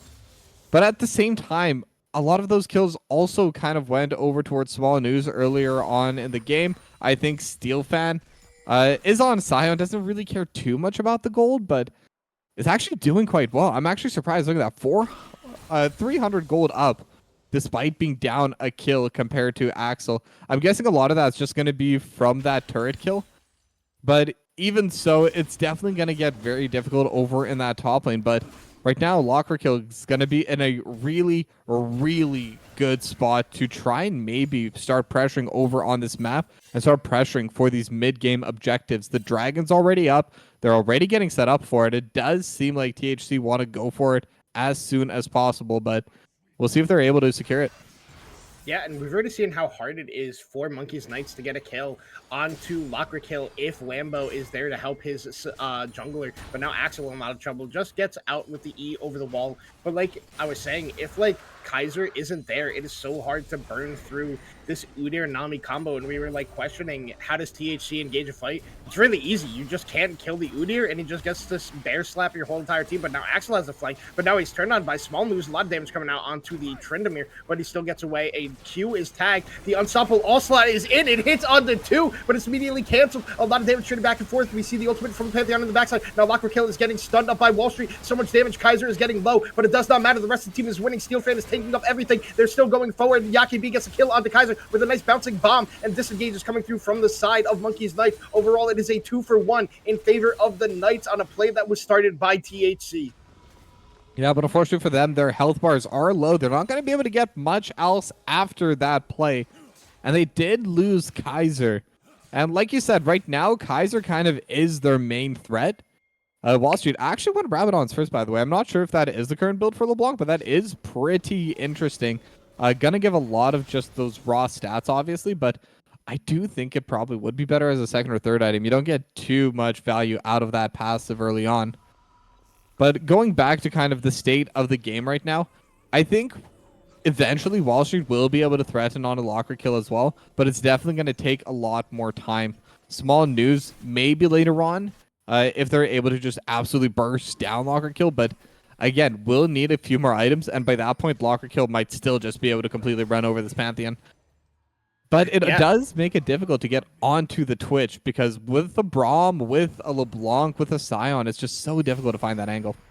Yeah, and it really comes down to like YaKB hitting these crucial skill shots onto the backline of Wall Street and Kaiser, and he did that exactly in the team fight, even with the Unbreakable there for Fallen Warriors. He was still able to pick up the kill onto Kaiser, which was very impactful. But like you said, Wall Street going for the death cap, I don't really like this as a first item. It's not like the Rabadons of like season 7, season 6, where like you could just build a first item and just be chilling on that, like the old days of IE. But now Axel is in a little bit of trouble here. A nice double sigil out from Wall Street, but cannot hit the chains to get the bonus damage there. But I think like going a different item first, it's really, I think LeBlanc is like a champion that's in a really weird state where I feel like she doesn't have a first item with like what items are strong for these AP mages. So maybe it is just the Rabadon's first item for the raw stats, and that might be what Wall Street's looking for. But now Axel is in a lot of trouble. SteelFan is there, doesn't know Wall Street's there. The chains are hitting, Distortion is in, and the damage is coming out. He might be angry, he might be enraged, but I do not think it matters. Axel is able to actually spin out and get out. Now the double Distortion forward, the Unstoppable All-Slot is there, and the AoE picks up the kill. And in the meantime, Barrow dies in the mid lane. Let's see what happens here. They're going forward. They don't know that Kaiser is invisible. They're looking onto Lambo right now. The ultimate from Pantheon is there. Immediately the stun is onto Albero, completely CC'd, completely stunned up, and easily picked up by the side of Monkey's Knights, getting 2 kills across 2 lanes in about 30 seconds. Yeah, and I never really even thought about that when I saw the draft. Like, obviously, I did think the Monkey's Knights draft should be a little bit easier to execute, but this combo of invisible Twitch with the Grand Starfall from Small News, it's so much more powerful than I expected it to be. They're able to get in the middle of everything so fast. They're able to Oh, get they're looking onto for Yak. someone. They're looking for YKB and they don't know he recalled just outside of the tower vision range. That is so funny. They even used TP for it. Yeah, I mean, sometimes you just gotta stay cool, calm, and collected, and you'll be able to get out of any play. As Alright. Locker Kill, I thought was going to go aggressive there, but decided to just run away from Wall Street instead. Didn't fancy their chances there. But yeah, talking about those, that play that Kaiser and Small News have done together, and like Twitch is going to be probably the heaviest scaling champion over on this map. So being able to get those aggressive plays, it's really going to benefit them for their scaling for this game. Yeah, and I mean, they were able to cancel that recall that was being looked for by the side of Monkey's Knights. It should give them vision to push out the advantage to push out this mid lane, and then maybe eventually look towards this Otacon, but they're actually looking for bot lane, looking to set up for this Dragon number 3, getting them closer and closer to the soul point, and Axel is just split pushing in the meantime. Gonna pick up this outer turret for himself, get even more gold into his pocket. Maybe the stat line hasn't been the greatest for Axel on this tournament, but he is doing the job of a split pusher, being on the opposite side of a play, or just, you know, being like, hey, just hover me on this play while I take this turret. That's exactly what THC did there. And you see Wall Street was splitting in the top lane, but the Mega Inferno Bomb just there to be able to clear that wave, so no pressure, able to come out as a counterplay to what THC just did, overloading the bot side. But now with the Dragon spawning in 15 seconds, teams are getting ready to fight over this one. Yeah, but not having the Mega Inferno Bomb could actually be some bad news for the High Council for this team fight. Right now, despite Alberio starting 3-0, Mockery Kill is just going in immediately. A nice double bubble onto the backside, but so is the Braum ultimate onto all 4 members. Steel Fan is flashing forward using the unstoppable all slap, but now Kaiser is in a lot of trouble. Gets the flash away. Axel is trying to get into the backline, trying to get the damage down, but Locker Kill is not able to pick that one up. Axel actually picks that one up and is immediately out of that play, but now Wall Street picks up Axel on the backside. They're still looking to 3v3 this one. Steel Fan is full health. Locker Kill, YKB, and Lambo are all low. Fallen Warriors is trying his best to get there. YKB has the flash over the wall. Wall Street is still looking in pursuit. Distorts over the wall, tries to get onto the backside, but is not able to actually get it. The damage is coming out onto Wall Street. He is stunned up, CC'd up, and he is down. Now they can look to contest onto this Dragon. There is no jungle for the side of Monkey's Knight. You have your jungle and you have the healing power. Now Locker Kill is looking to go in. The bubbles do not hit because of the satchel charge, but now Locker Kill can't even die at this point. There is no damage here. Steel Fan and Fall Warriors are going to try to do what they can do best. They're just looking to CC them up and live for as long as possible. Mega Inferno Bomb coming out onto both of them. Nice damage. Nice double bubble there by the side of Lambo. Locker Kill is just burning them slowly but surely. Down to the Fallen Warrior, but the ultimate is there. Grand Starfall in from Small News, able to pick up the kill on to Locker Kill, and now the rest of the THC team is in trouble with the pursuit of Small News and Steel Fan, but a nice bubble by Lambo saves the support and mid laner, but that is going to be Dragon to the side of Monkey's Knights. yeah, and I think them lacking the Mega Inferno Bomb before the start of that fight definitely made it harder for THC. They had to spend a lot more time picking off Small News, and they had to spend a lot of resources to knock down Kaiser. I think with a Mega Inferno Bomb at the start of that fight, rather than near the end, they would have been able to win that fight even harder, and most likely would have been able to secure themselves that 3rd Drake, which would have put them on Soul Point. But with Steel Fan and Fallen X Warrior just being there forever, just preventing any kind of play at all, definitely super good news for Monkey's Knights. And what I think was funniest about that whole thing is YKB was just constantly throwing every single ability at Steel Fan, but YKB ran out of mana before Steel Fan ran out of HP, and that's really where that play started turning near the end. Yeah, and also in the meantime, Albero falls down in the mid lane. So what happens here? Kaiser is just in full invisibility. He has done this play before. We have seen it multiple times. Albero has no idea. Fallen Warrior is jumping forward. The spray and pray is there. Oh, the Q tag is what does him in from the slow, and Kaiser just able to pick that one up very quickly, very cleanly. Gets a mid lane turret as a bonus reward for getting that kill onto the Ashe. Yeah, and that's going to be even more gold going down into Kaiser, going down into that 80 carry. And like we said in that last team fight, Steel Fan just able to tank forever. There's no one on the High Council that can tank like that. If Kaiser's able to stay alive in those fights, Kaiser can just completely delete the entire team, the High Council. Yeah, now Axel is going to be the one who's in trouble. He's using Ghost here to try to get himself out, but Small Moves with some smart pathing here exactly knows where Axel is, but Axel is just going to run circles around the side. The Mega Inferno Bomb is there to cancel the recalls of Fallen Warrior and Kaiser. Kaiser is invisible, so he is out of the play already, but now the focus is going to be on the Fallen Warrior. He gets bubbled up. He's just getting burnt down by YKB and Axel and even Locrikill, but goes down to Axel. Another kill on this Tryndamere, even more gold into his pocket, and that is what you need on the side of High Council at this point in the game. Yeah, it's a very solid pickoff for them. And I always like when teams do this. What started off as Axel getting caught, because they were chasing, not cohesively. Oh, Wall Street. Lambo. One shots Lambo, but now Wall Street is going to go down on the backside. In the meantime, Kaiser has already picked up a kill onto Albero. He picks up a second one onto Lambo. The Grand Starfall is there. Small News is trying to chase, but the minefield is slowing him down. There's going to be no further pursuit from the side of Monkey's Knights. Able to pick up a swift 2 kills on their side. Yeah, so overall, that is going to be that 2-0 trade, but Albero and Lambo both going down, and again, Albero, I feel for this 80 carry. Started off 3-0-0, now is 3-7-5 on the Ash. Kaiser and Wall Street and Small News just absolutely bullying onto this Ash. And with that, they're going to have the pressure to take the Otacon as well. Without the Ash and the Nami there, they just don't have the survivability. They don't have the vision either. But YKB will be able to answer with a little bit of damage over in that bot lane, but you definitely would much rather have the Otacon. Yeah, and I mean, you can see in the meantime, YKB, like you said, is split pushing in the bot lane. He's going to pick up a turret for himself. Axel was doing what he could in the top side, but doesn't pick up a turret there. It's just a free Otacon thanks to the pick off to the bot lane duo of THC. But like you said, Albero just not respecting what the Monkeys comp can do. Like you said, he started off the game 3-0. He has not picked up a kill since then. He's just been permanently focused down by Kaiser, by Small News, even by Wall Street. It's really hard for this Ash to play this game if wards are not in the correct spot and you're just not respectful of where the Twitch potentially could be on the map at all times. Yeah, and we're even seeing a 3k gold lead for Kaiser over Albero. And then looking over at the other lanes, YKB has definitely been the one that's been performing the best so far for the High Council. 5-2-3 on the Ziggs, and like we said earlier, the poke is kind of the one place where they do beat out the Monkeys Knights.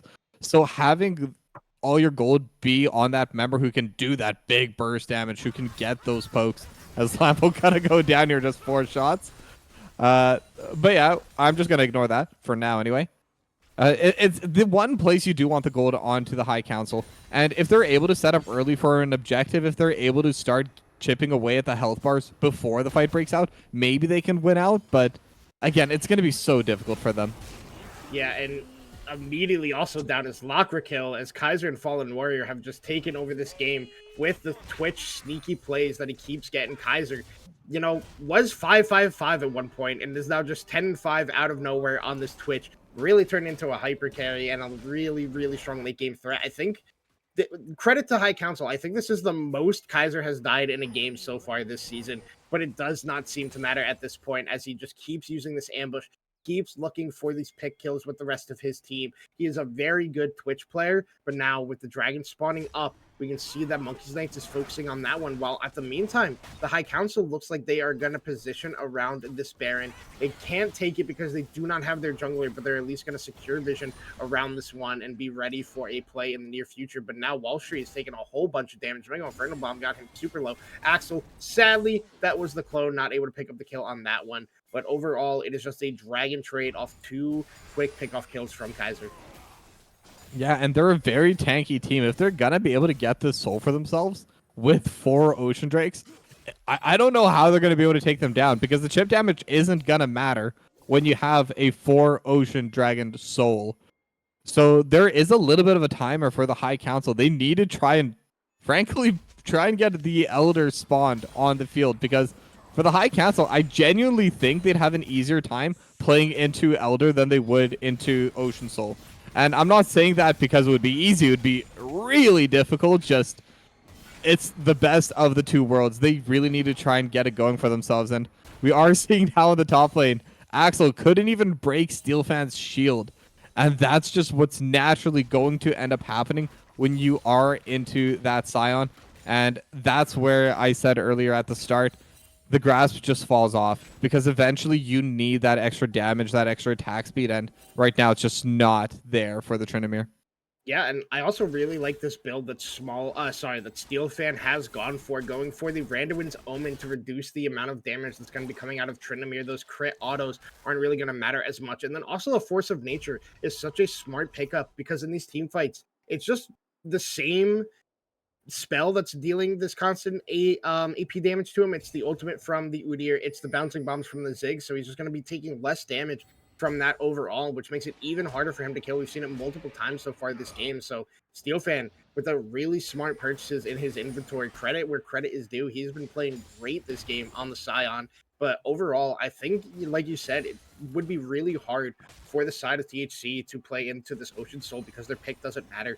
But I also think if they get Baron, that is where they can have the advantage because the side of Monkey Knights, they have no wave clear in comparison to... Oh, never mind.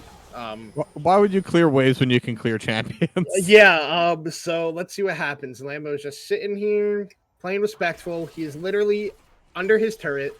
Okay, never mind. He's not respectful. He took one step forward, and immediately there is Kaiser on the Twitch, uses cleanse on the Enchanted Crystal Arrow, flashes forward, and immediately bursts down the bot lane of THC once again. Yeah, and I like how Fallen Warrior just jumps onto Kaiser just in case, but is frankly not even needed there anymore. Kaiser, assuming can get that jump from the stealth, can just take both Alberio and Lambo off the map completely on their own, and it's just gonna be, well, I'm gonna say, like, it's not gonna get worse because really it can't get worse. Kaiser's already four-shotting everyone on the map, and with that they have the pressure to start Baron. Locker kill is up, the smite is on the map, but I just don't see a way in for them, and yeah, this is just gonna be the beginning of the end for the High Council. Yeah, and like Lockrook was just even trying to channel the recall, going, hey, I can't contest this in Wall Street, even just disturbed him from doing that. So, I mean, overall, this is just Monkey Knights really turning it on when it matters the most. The early game looked really good for THC, but it is the mid and late game that has been Monkey's Knights this whole time. And they're, like you said, it is the beginning of the end. They're going to pick up the Baron buff here. Could be a little bit hard for them to use it just because Ziggs wave clear is very strong. But I think if Kaiser just two-shots the Ziggs like he has everybody else, it does not matter if you have wave clear or not at this point in the game. So Monkey's Knights, we can see them looking for this bot lane out of tier 2 because the dragon is spawning. So worst case scenario, you don't win on Baron. You can keep getting these Ocean Dragons, make it even harder for the THC comp to exist in this game. Yeah, and right now they can start threatening over onto this bot lane tower, and yes, Ziggs can clear away some of these waves, but Ziggs can only be in one lane at a time. Yeah, and Kaiser was trying to be forced on by Lockrick, but it does not even matter. He is immediately turned on and killed for even thinking about engaging on Kaiser. But now the rest of THC is in the spot lane trying to reinforce their Ziggs to get the wave clear out. They're trying to get this cannon minion down. First one is down, but a second one is here. And in the meantime, Wall Street is just having a free push by himself in the mid lane, and Axel is losing the 1v1 to Steel Fan. Steel Fan flash over the wall, forces Axel to flash the opposite way, and overall, it is just Monkey Knights every step of the way. They're going to get this turret in the bot lane. They got a one in the mid lane. Wall Street even got a kill onto Lambo, but now he's being chased down by Alberio. Let's see what happens. Wall Street just is autoing the turret. Okay. He gets it. Lambo walks forward.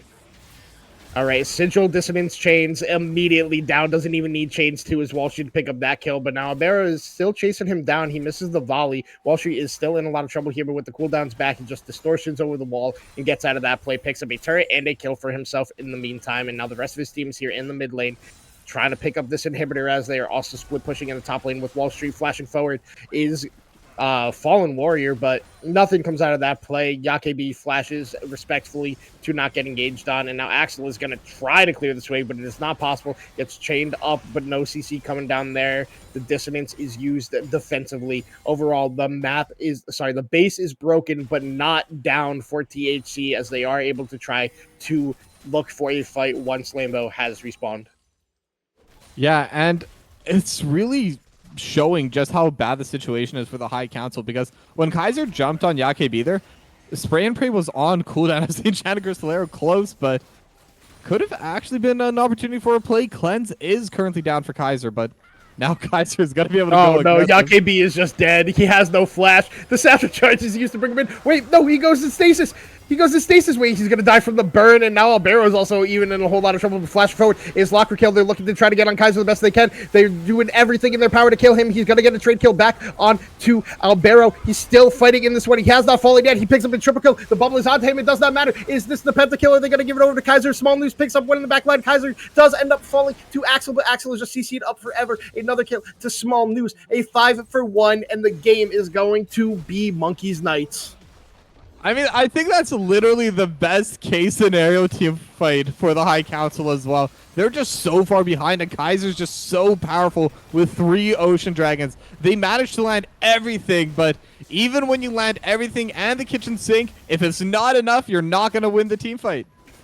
Yeah, and I mean, it started out really well for the High Council. They looked really good in the first couple of minutes in the game, having that really good play in the bot lane, but it just was not enough to get them over that line in the mid to late game. It's kind of where their comp fell apart, and Kaiser just came on the line. Look at that damage that was pumped out by this Twitch. Monkey's Knights making a statement in the latter half of that game. Yeah, and it's an amazing statement as well. I mean, like you said, at one point, Kaiser was 5-5, ends the game 16-6-7. And again, Kaiser played great on all that, but you have to give credit really to the entire team. Steelfan was able to keep Axel up in the top lane, and specifically in that final play, that was Fallen Warrior, that was Wall Street, that was Small News, that was Steelfan. Everyone just trying to keep Kaiser alive so they can continuously deal damage. And that's really what won them the game in the end. It's a protect the Twitch composition. They protected the Twitch. Yeah, and they did it perfectly. Like, maybe he fell too many times in the early game, but it's a tale as old as time. Back to the day of Uzi's protect the puppy, and that was Kaiser this game, and they did exactly what they needed to with not the most typical team comp you see for it. It's normally like the Kog'Maw Lulu, and you put an Ivern on that one, but even with the threats that they had of Pantheon and LeBlanc, they have enough CC to be able to peel for this Twitch, and that's exactly what they were doing in the late game. I expected the LeBlanc to maybe have more impact. It was an R5 pick, but Walshy did what he had to do. He got clutch, like, one pops onto Albero and to Lambo late in the game, but overall, I kind of just feel like this was the Kaiser show, despite how well everybody played on the map. Yeah, and just to give a little bit of more insight over to this LeBlanc pick, those chains kept Locker Kill and kept Axel from staying on top of Kaiser for too long. And I think that's where the usage came out from it, because sometimes those chains are definitely hard to hit depending on the situation. But the entire composition of the High Council is just run at you. They're only going to be coming from one direction. Just throw it in the general area. If it hits them, great. They're slowed and then rooted. If it doesn't hit them, they still have to go off to the side. And because their engage is running right at you in a straight line, going slightly around slows down the engage and buys more time. Like, I think it worked really well for the Monkey's Knights. Yeah, and I mean, we'll have to see what ends up being shaken up here in game number 2 with this being full fearless. These 10 champions we will not see again, but maybe THC has something more cooking in their back pocket to pick up a game win over the Monkey's Knights, being the first team to do that this season. We're going to head to a short break as teams get ready for game number 2. Do not go anywhere. We will be right back.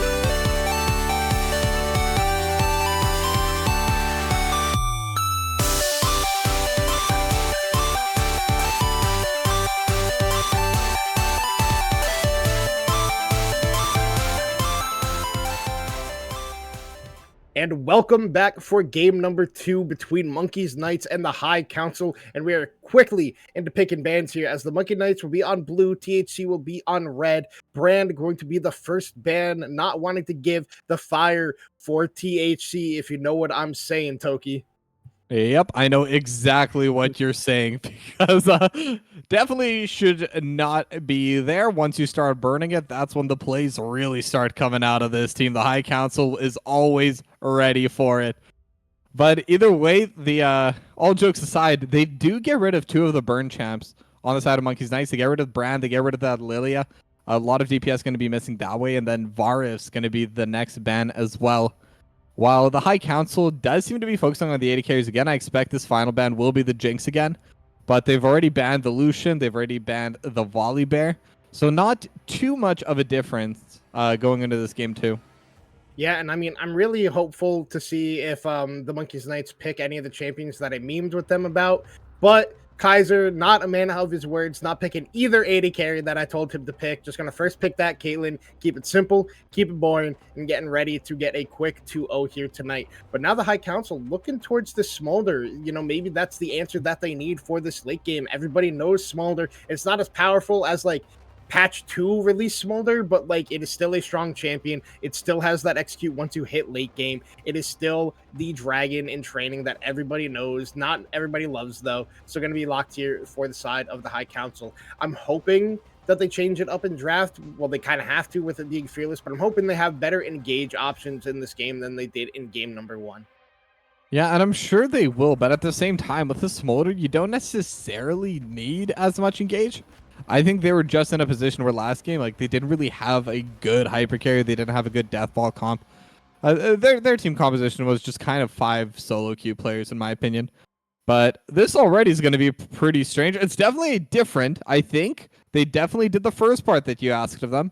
But there is going to be a Graves this game for the High Council.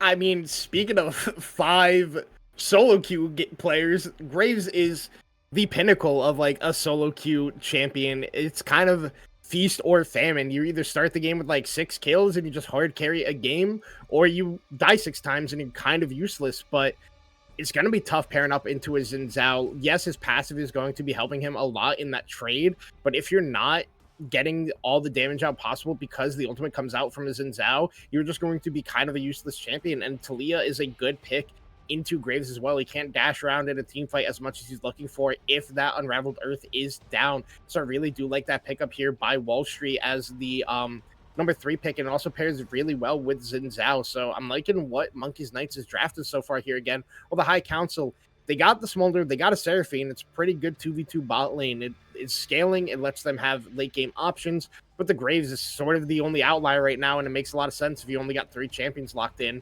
But with the bans, no Lux, no Karma to pair up with this Caitlyn, but a Vladimir ban. We were talking about it off air, Toki, of how strong this Vladimir champion actually is, and he's only going to be getting better the next patch. So Monkeys Knights not wanting to have to play against that one, not wanting to play against another strong champion in the Gwen. I'm liking what the Knights are doing so far, but I'm curious how THC is going to respond.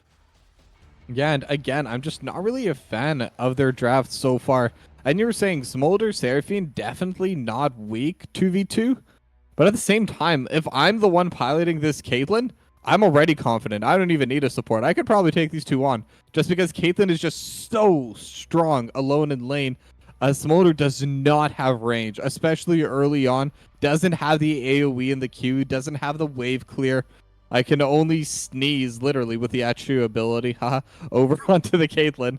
But that's it, and that ability got kind of gutted in the early game. No longer are the days of the starting AP Smolder.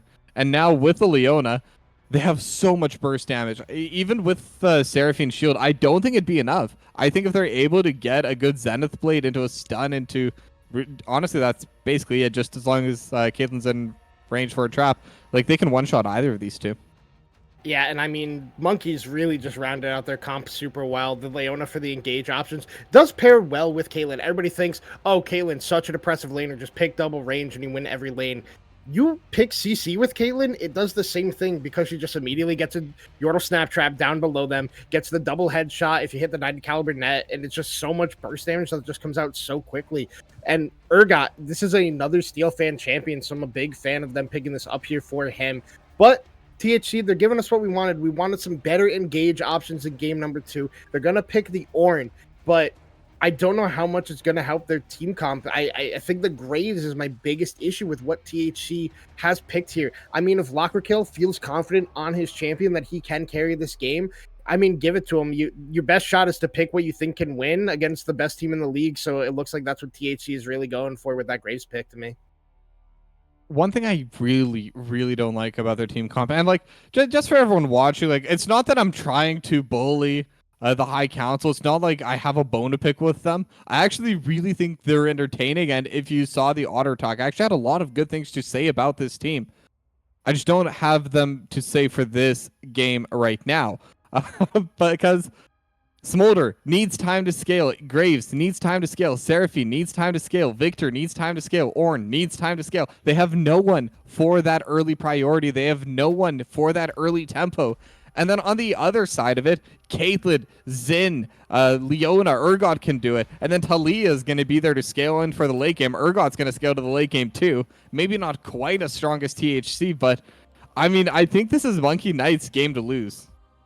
Yeah, I mean, it kind of felt like that coming into the series. I mean, like you said, we're not haters of the High Council. I really liked what I saw out of them in week number 1. I was really high on this team, even. I was ranking some of them pretty high in my player rankings. Yeah. I was ranking a lot of them pretty high in my player rankings, but like, I just feel like they've been slipping a little bit in their gameplay and in their macro. I do think like they are a team that can shock a lot of people. Like they've taken games off of SG Proton. They've like taken games off of other top teams. It just feels like the Monkey Knights is a whole different caliber that they're just not able to stand up to at this point. But like you said, drafting 5 scaling champions into the early game onslaught that can come out of the Monkey Knights, it's going to be rough here for the side of THC.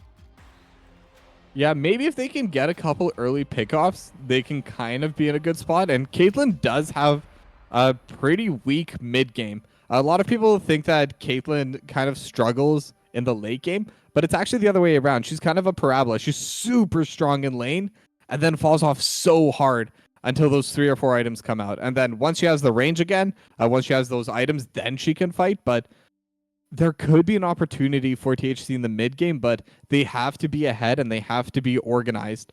And that's going to be the difficult part for them. Yeah, it's going to be a rough one here for THC in game number 2.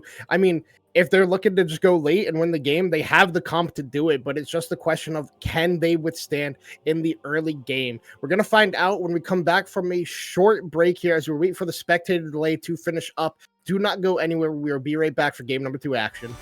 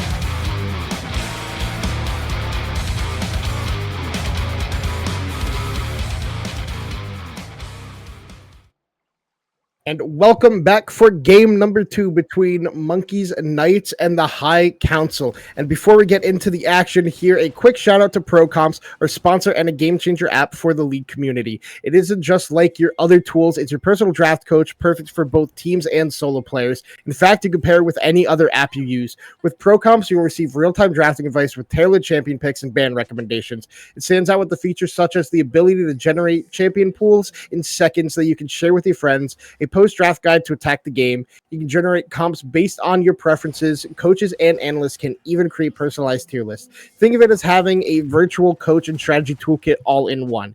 The app has already over 280,000 downloads and thousands of daily users like you. ProComps is user-friendly and totally free. It's a no-brainer to release and give it a go. Download ProComps now and you'll experience a whole new level of drafting power in your league games. Go to procomps.gg, download it from Overwolf, or click the link in our bio. Once again, that is ProComps, our sponsor for Blue Otter League. Well, yeah, and with that, we are already getting into a little bit of trades going on here. It is a first strike Caitlyn over onto Kaiser. And I think that's actually a really solid pick. And frankly, looking over the team comp that they have on THC, could in theory try to go more of an auto attack, or sorry, an attack damage centered build rather than kind of that typical Caitlyn AD build. But I mean, either one will work at this stage of the game. But I don't know. I'm just looking over at this bot lane, and I do expect to see Kaiser, at the very least, have a massive CS lead. Alberio is definitely going to struggle to get anything done down there. But this top lane matchup could be the place where THC could try to get ahead. But at the same time, do you really want to just put all your resources into the Ornn? Yeah, and it's going to be rough, and you see Steelfan already getting some nice trades onto Axel there, but another interesting thing to talk about besides the first strike Caitlyn is the Dark Harvest Talia, not the typical rune choice that you see on Talia. Normally see like Airy or Arcane Comet, sometimes even Electrocute, but Dark Harvest was not something that I was expecting to see here today. Dark Harvest on Graves, it makes a lot of sense. There's no real other keystone that you would go on him except for maybe Fleet Footwork, but the Dark Harvest, that is the like solo queue choice, that is the one to go. But YaKB and Wall Street are training pretty aggressively here in the early game. And Wall Street, hey, mark my words, already got a Dark Harvest stack for himself. Yeah, I'm still wondering why they chose to go Dark Harvest over on this Talia. I do think that they can stack it up, but even with the stacks, I do think Airy or even maybe Comet could have ended up dealing more damage overall. But either way, I mean, it will work. It's not a terrible choice. But yeah, and either way, right now, currently winning in that matchup a little bit, able to poke down YaKB. So it's just a couple more pokes, maybe with a couple more stacks, could start threatening the burst. Maybe that's kind of the reasoning. Wall Street wants to be able to just solo kill YaKB here in the lane. And having that extra bit of burst damage at low HP could be the game changer there, with YaKB just not expecting it. But right now, we're already seeing a CS lead starting to grow in the bot lane, 21-15, and we're only at 3 minutes. So this is going to be a very difficult lane for Alberio. Yeah, and I mean, look at the top lane CS gap as well. It is 22-10 at this point. Steelfan has already pushed a wave and gotten a free recall off. Doesn't even have to use the TP to get back to lane. Steelfan is doing a great job in the top lane, and Kaiser doing a great job in the bot lane. I mean, personally, I'm hoping THC can make this comp work, make this draft work, and give us a game number 3, because I'm hoping the Monkeys Knights will pick some of the champions that I have suggested for them. But now in the meantime, Wall Street is going to have to flash away from YaKB. YaKB getting a nice trade, but immediately there is Small News using the flash when it becomes lightning, gets the Dauntless charge onto YaKB, but YaKB flashing away, keeping himself alive there. YaKB blowing 2 flashes by himself and keeping himself alive. Yeah, and barely managed to walk away from that. Luckily, does have TP, and Locker Kill gonna be able to hold the wave as well. MVP jungler there as... Oh my god, Fallen Warrior all the way under the turret. A nice flash away by Alberio. And now the exhaust also used on the backside by Fallen Warrior to keep himself alive. Flash used by the Smolder to bring Leona all the way in, but he keeps himself alive. Nobody falling down in this early game yet, but a lot of summoner spells are being used. Yeah, and a pretty good trade for Kaiser as well. Fallen Warrior definitely took a lot of damage in that play, but Alberio might have even taken more, and burning the flash on the Smolder is going to make it even harder to play in this bot lane. Can't walk up anywhere near as far as they could before. And yeah, it's just going to make things really rough. Now Kaiser also has the wave pushing back towards them. And Alberia will be able to get some last hits here. And then maybe if Locker Kill can get a play over in the bot lane. But right now on the Raptor is going to make it a lot more difficult. And Wall Street getting a whole lot of damage down here onto YaKB. Nice combo of the Seismic Shove and Unraveled Earth getting a bunch of damage now. But now Wall Street with no flash and a lot of damage. You see Locker Kill is here. He does hit the smoke screen, gets the Dark Harvest stack for himself. The laser is there. Flash forward is Locker Kill, gets the Q damage down, but doesn't get the second auto attack or the full Q damage onto Wall Street. Wall Street with a good Seismic Shove, able to keep himself alive with no flash. Yeah, and again, both the mid laners just getting back on single-digit HP bars. I don't know how Wall Street and YaKB haven't gone down yet. They've both been so low on these plays. But whenever stuff goes even, whenever stuff doesn't go the way of Monkey's Knights, it is a benefit for the High Council. So even though they didn't get the kill onto Wall Street, they're still going to be the ones scaling up more as they get into the late game. Like you said, the Smolder is going to be able to scale super well, but everyone on their team is a massive scaler. They have the Marksman in the jungle. They have the Victor in the mid lane. The Ornaments over top everything. But as I say that, Monkey's Knights, they are going to be able to bring themselves further up ahead. They're going to be able to take this first dragon and hopefully for themselves, hopefully they can start stacking them. Yeah, and I mean, YaKB almost dies in the mid lane again, able to keep himself alive. Does the Chaos Storm to get a little bit of damage there onto Wall Street. But I think the big thing to talk about with THC is that whole time before the dragon even went down, Locker Kill hadn't taken a single recall yet. So his jungle camps are kind of desynced from where the plays are going to be on the map. But he did get a big recall for himself. They lost the dragon. Grebs haven't spawned yet, but overall, THC got to be kind of happy with how the early game is going just because nobody has fallen yet. And they're able to just keep scaling up, looking for that late game win con that this entire comp is looking for. Yeah, but the CS discrepancy in the bot lane, and we saw as Kaiser and Fallen Warrior were recalling, that wave is also going to be pushing into them. There's already a 15 CS difference, and Kaiser even left the lane to take that dragon.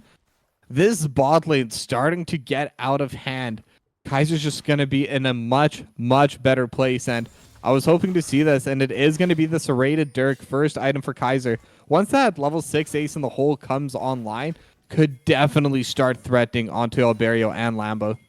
Yeah, and I mean, Steelfan with some good wards is able to keep himself from a top lane play. But now you can see that Fallen Warrior and Small News are up on this top side. They could look for a pinch move. Lambo and Locker Kill could be in a bit of trouble because also Steelfan is there. And we see Axel is looking to walk down. The grubs are being started up here by the side of Monkey's Knights, and it looks like they are just going to be given over.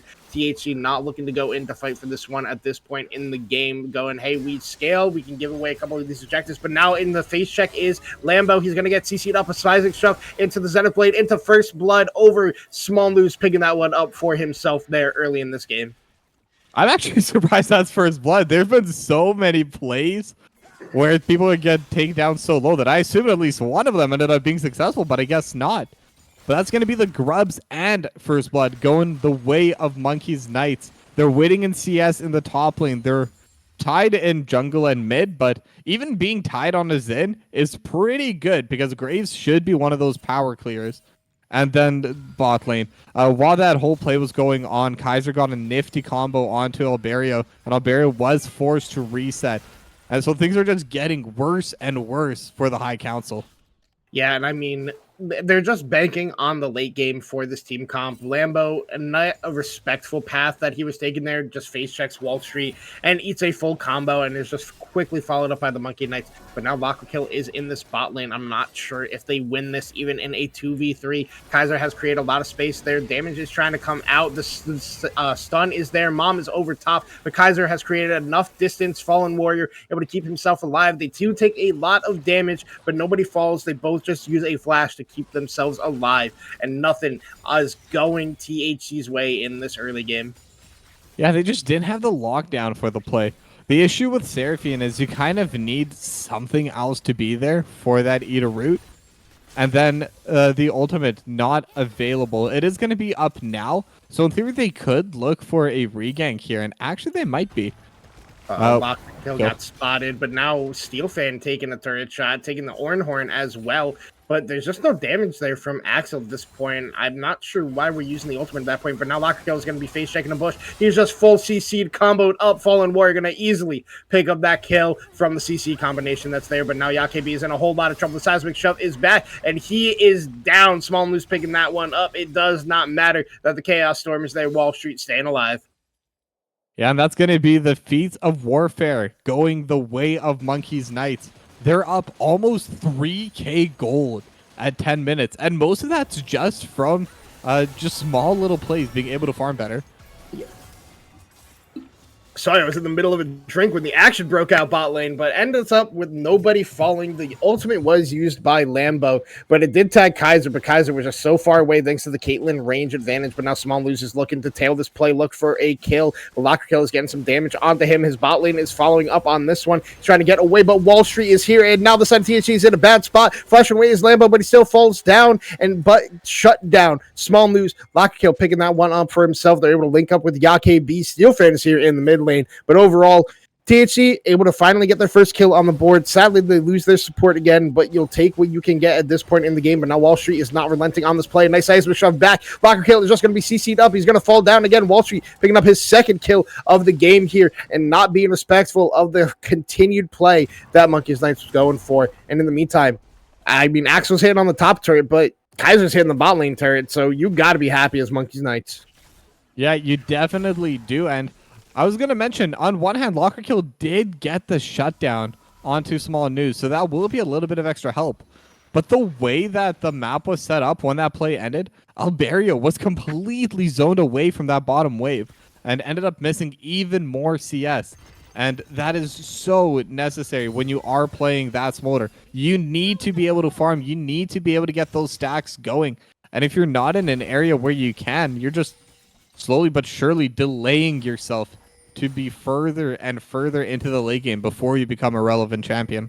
Yeah, and I mean, also just look at the inventories 12 minutes into the game. You have 4 completed items on the side of Monkey's Knights to just the completed Yomu's Ghostblade to Locker Kill. Monkey's Knights is off to a running start in this early game and not really trying to let THC scale up into the late game. They are trying to end this one as fast as possible because of how strong the THC comp is in the late game. Yes, like we said, Caitlyn does have this like graph where she dips in the mid game and spikes in the late game. But if you're going full lethality Caitlyn, it doesn't matter. You're just going to one-shot anybody but Axel on the side of THC. Yeah, and the lethality build definitely has a little bit of a different jump there. Not going to be as strong in the late game, but going to be very powerful for very, very long. And assuming that first strike does continue scaling up as the second dragon now officially going to go over to the Monkey's Knights, it's just going to make them have their power play that they've already been holding on to since the start of this game. 3k gold up 2 dragons.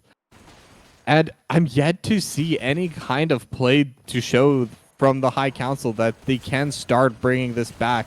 They do need to scale. We both said that, but could be a bad time for it. Yeah, and the top lane is fighting. Axel going to have to flash away. He is tagged up by the Fear Beyond Death, and Steelfan is just going to fall down. Locker Kill was invading the top side of Small Moose, who was able to get up there and help his top lane, picking up a second kill for himself. So this Graves, he can be a late game threat. He can be a carry, and getting 2 kills onto yourself, you got to be feeling good about that one. But now in the meantime, your bot lane's in trouble. The flash forward out of Fallen Warrior, he's going to get the Zenith Blade on top. Lambo is going to fall down again in this game. Small Moose picking up a 3rd kill for himself, and a nice play by the side of Monkey's Knights to counteract the good play that THC had. Yep, and they're going to be able to zone Alberio out of even more waves. Going to finally finish off that Essence Reaver on that recall, but I mean, that bot lane tower is already taken so much damage. And Weaver's Wall, Yeah, Locker Kill gonna get the dash over, but a double seismic shove there, and YaKB is not gonna get hit by the Zenith Blade, so they're able to just get out is THC. But overall, Monkey's Knights is not relenting on the pressure that they have in this game. But now YaKB is in a whole lot of trouble here. Steelfan is gonna get another seismic shove. I don't think he's missed one at all this game. They're taking a lot of damage on the backside. The Chaos Storm is there. The CC chain from Lambo is there. Oh my gosh, the collateral damage misses. Wall Street is able to walk out of that one, but now Lambo is the focus again. Small News is getting there. He's trying to get the damage down, but nobody is falling yet. Everybody just be able to walk away from this one. How has Wall Street not fallen? But everybody's shut down by the laser from YaKB. Picking up the snipe on the backside is this Victor. And getting a little bit more damage there on the Fallen Warrior, trying to clear out this wave as the bot lane turret has fallen and the top lane turret has fallen. So now Kaiser in the mid lane going to try to siege down this one next. Yeah, and really big shutdown for YaKB. It is one of their highest scaling champions. That Victor is going to be a massive threat later on in the game, and that shutdown is going to help accelerate, especially with a Rod of Ages already finished and slowly but surely stacking up. But again, bottom tower and top tower both going down during that. The objective still not going to be there for the High Council, as the Herald also going to get taken down by Small News here. And this is just like, they're getting little bits for themselves. It is less than a 3k gold lead ever so slightly, as actually they might get a pick off.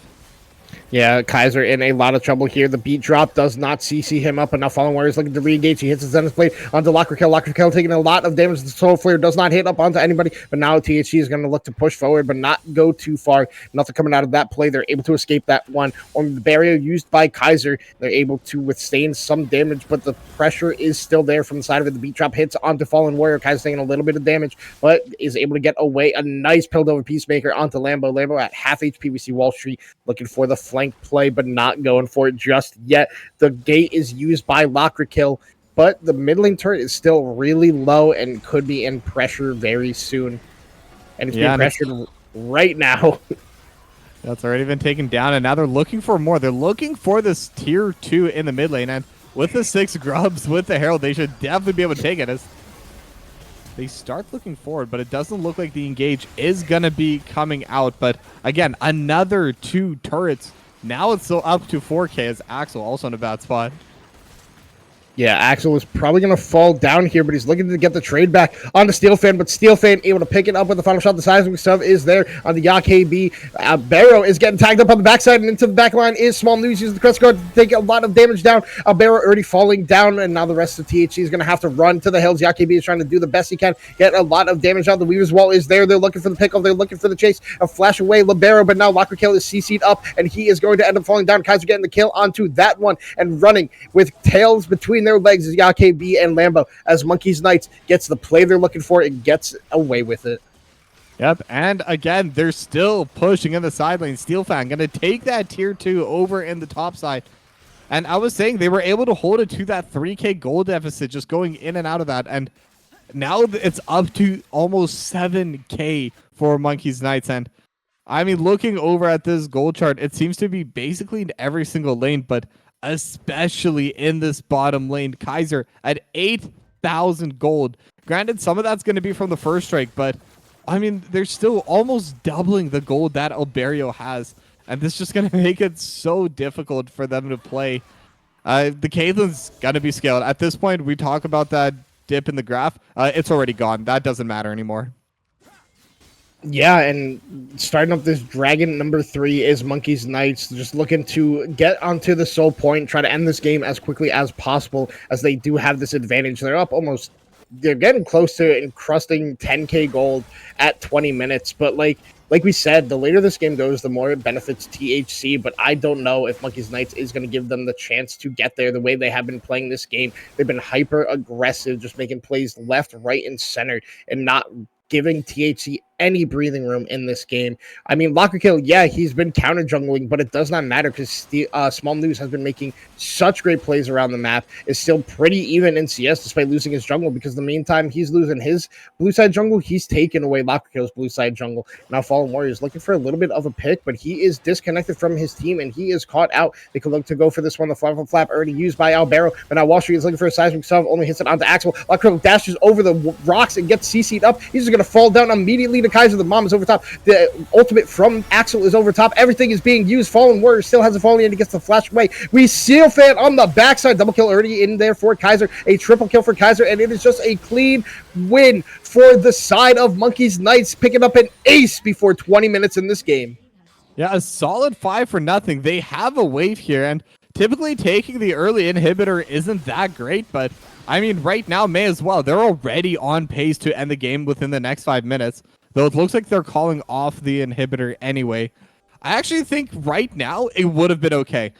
Like, so basically, for those of you not in the know, so the idea is if you take an inhibitor too early and you're not able to end the game, all you're really doing is you're pushing in that wave automatically, which means you're losing minions and the enemy team is gaining minions. And with that super minion every single wave, it's just giving more and more XP and gold for the enemy team to come back on. So that's why you'll see a lot of these teams are just not going to take those inhibitors. However, in my opinion, I think for this game, with the lead that they have, I think they should have taken it because I think they can end the game in the next 5 minutes. They can use that pressure, secure themselves soul, and just use that to just walk into whatever lane they want at this point and just end the game from there. Yeah, and I mean, this is just a slaughtering from the side of Monkeys Knights. Like, in game 1, THC looked good in the early game, but that is not the same in here when you pick 5 scaling champions because it's a lot harder. But now Kaiser is looking onto Yakebi. The Fear Beyond Death even tags Yakebi on the backside. He's getting pulled back in. Steel Fan going to be picking that one up for himself. Otacon is on the map. It's going to be pinged by the side of Monkeys Knights. Now Wall Street in a whole lot of trouble, getting CC down. Nice flick back onto Lockra, but he's going to flash away. Axel and Lockra is still chasing down onto Wall Street. Wall Street is trying to do his best to kite this out, but it does not matter. He falls in the meantime. Steel Fan, unstoppable, picking up a solo kill onto Lambo, and now they are going to be sieging this bot lane inhibitor turret. Is Monkeys Knights. A small news is just 1v1ing the Otacon by himself right now. Yeah, I mean, the team's just not really needed for that. I think Steelfan can come down just to make this faster, but it's not needed to secure this Otacon. That's going to be even more objectives going the way of Monkeys Knights. Not that I think it even really matters at this point. Despite even getting thrown in early so that it's going to be up sooner. I mean, these are such min-max plays coming out of the Monkeys Knights that you can only do when you are so comfortable with the lead that you've already built up. As Kaiser and Fallen Warrior trying to push in 2v4, and again, they're not going to get punished for it. They're just not going to be able to do it. That's the only difference. And Soul is going to be up in a minute and a half. I know that thing says Infernal, but it is going to be the Hextech Soul. And that's just going to make things even easier for Monkeys Knights. They have so much range to proc it, and then they have so much chase for it as well. Yeah, and I mean, I don't even know if they need the soul to win the game. It will just help them in making sure there's no way for THC to come back in this one. So I assume that's what they're going to be looking for, to just secure the soul very easily and then probably look for the game-winning push on that one if there is no misstep out of the side of THC. But we can see a little bit of storms brewing in the top lane. Steel Fan is up there trying to fight Axel right now. Small News is on Locker Kill. Axel taking a whole lot of damage. Crescent Guard is out. Flashing forward to Small News on the Locker Kill. The Fear Beyond Death has tagged up the jungle, and he's being pulled back in and being shut down by Steel Fan. Another kill for this Urgot. And now in the meantime, we see Kaiser splitting in the bot lane. Axel is so far away from his team trying to get this recall off as there's a siege on all fronts. Kaiser basically does all of Yakebi's health in one full combo, and the headshot picks that one up, and Fallen Warrior is even farther under the turret. Kaiser is not able to back up his support at the time because of the charm, but now Wall Street is wall riding his way in, trying to pick up these kills, taking a lot of damage. He's able to pick up one, pick up two. He's taking the turret shots, but it does not matter. Axel is trying to clean him up, trying to get the kill on the backside. It looks like he will be able to do so, but the Monkeys Knights are just winning the game in the meantime. The corn horn is there again, but it does not matter. Misses onto absolutely everybody. He is going to fall. Axel goes down as the final nail in the coffin is put into the THC casket. Monkeys Knights clean 2-0 victory. Yeah, they even took out Locker Kill. Kaiser able to solo them over in that mid lane. I mean, this was an absolute shellacking. They have deserved this 2-0. They had an easier draft, and they definitely had the better gameplay. Yeah, and it's just... I get the idea that THC is going for it, but you have indexed way too far into one point in the game, and because you have no early game, you have no chance in this game against what Monkeys Knights has drafted here. An absolute shellacking in game number 2 after a close early couple of minutes in game number 1. THC just was not in shape to compete against the best team in BOL Plat right now. Yeah, and for the members of THC, if they do end up watching this replay or if they're watching now, like, the main thing I want to say is Monkeys Knights are by far the best team in your division. Like, I will go out and say this. It's okay to have lost to them, especially the way you have in game 2, just because that draft was just really difficult to play. In game 1, you showed a lot of heart. You were neck and neck with them for a good chunk of that game.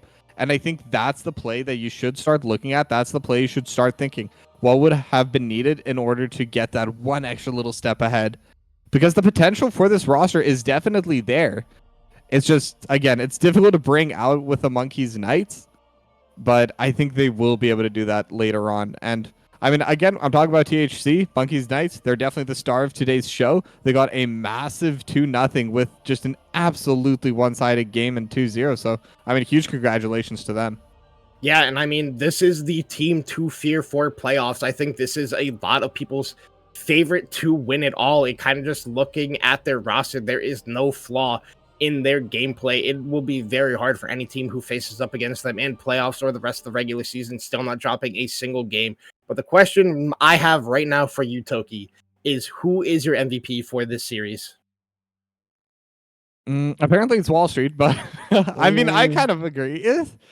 It's difficult. Okay, I don't know if I'd give it to Wall Street. Wall Street did play decently over in game 1, and the Talia was pretty clean in game 2. That Weaver's Wall was coming into a lot of clutch plays, but I mean, it's really hard to pick for the second game because, especially in game 2, everyone was just playing phenomenally. It's hard to pick any one individual.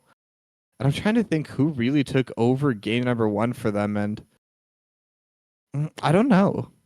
It's Kaiser. It's Kaiser. the game 1 Twitch where he was 5-5-5 at one point, and the next thing we know, he's dropping like 16 kills. The Caitlyn game didn't even fall down once in that game and just was relentless on the combos, basically hitting everything we ever saw.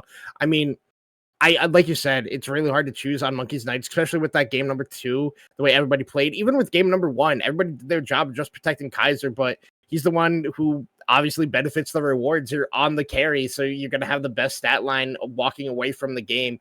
I think the other person I would debate of giving MVP to would be SteelFan. I think SteelFan played phenomenal this week. I think the Scion game and even the Urgot game, I think, like, if we don't want to give it to Kaiser just because he's a stat patter, I would give it to SteelFan personally. I mean, SteelFan was actually where I was looking for that, because over in this game number 2, I'm like, SteelFan didn't have too many super flashy plays beyond that one last hit with a Scion R. Like, that always looks cool when you're able to kill someone with it. But they were able to hold the lane. They were able to keep Axel out of the game entirely. And that was the only player that could have been a threat on THC over in game number 1. Now, Kaiser obviously did play phenomenally, and I don't want to take anything away from Kaiser in that first game or second game. But that first game, it was a team effort having that Twitch ahead. They put a lot of resources into that early. And the one play that actually put THC slightly up in the start and in the mid game was due to a little bit of a misstep from Kaiser. So that's why I'm a little bit more hesitant. I think I would go for SteelFan. I think that would be my vote. All right, so we're giving it to SteelFan. Heck Wall Street, heck Kaiser. I mean, overall, I think it's hard to choose one for the side of Monkeys Knights in the series as a whole. I think everybody played their part extremely well. I mean, Small News had a great game. Wall Street, even Fallen Warrior played phenomenal on that Leona game. But I think we're in agreement of giving it to SteelFan, even though our producer believes it is Wall Street. I mean, those Talia Seismic shows, he really did show his mastery on that champion. But for the side of THC, they're going to have to bounce back and look to next week and hopefully pick up some late season wins and hope stuff falls their way points-wise, game record-wise, to be able to sneak in as that 5 seed for playoffs. While I think Monkeys Knights is kind of securely going to be the first seed coming out of the Pilt over division. But before we go and end our stream here tonight, I want to thank Toki B for being my co-caster as always. I want to thank everybody for watching here in the Twitch chat, checking out the pregame show of Otter Talk. Thank you for the guests who joined on there. And as always, thank you to our producer, Shivam, always being on the backside, joking around with us in between games, even in games, send us messages that get us confused. But thank you for everybody. I've been Chong Selmo. That's been Toki B. You all have a great night.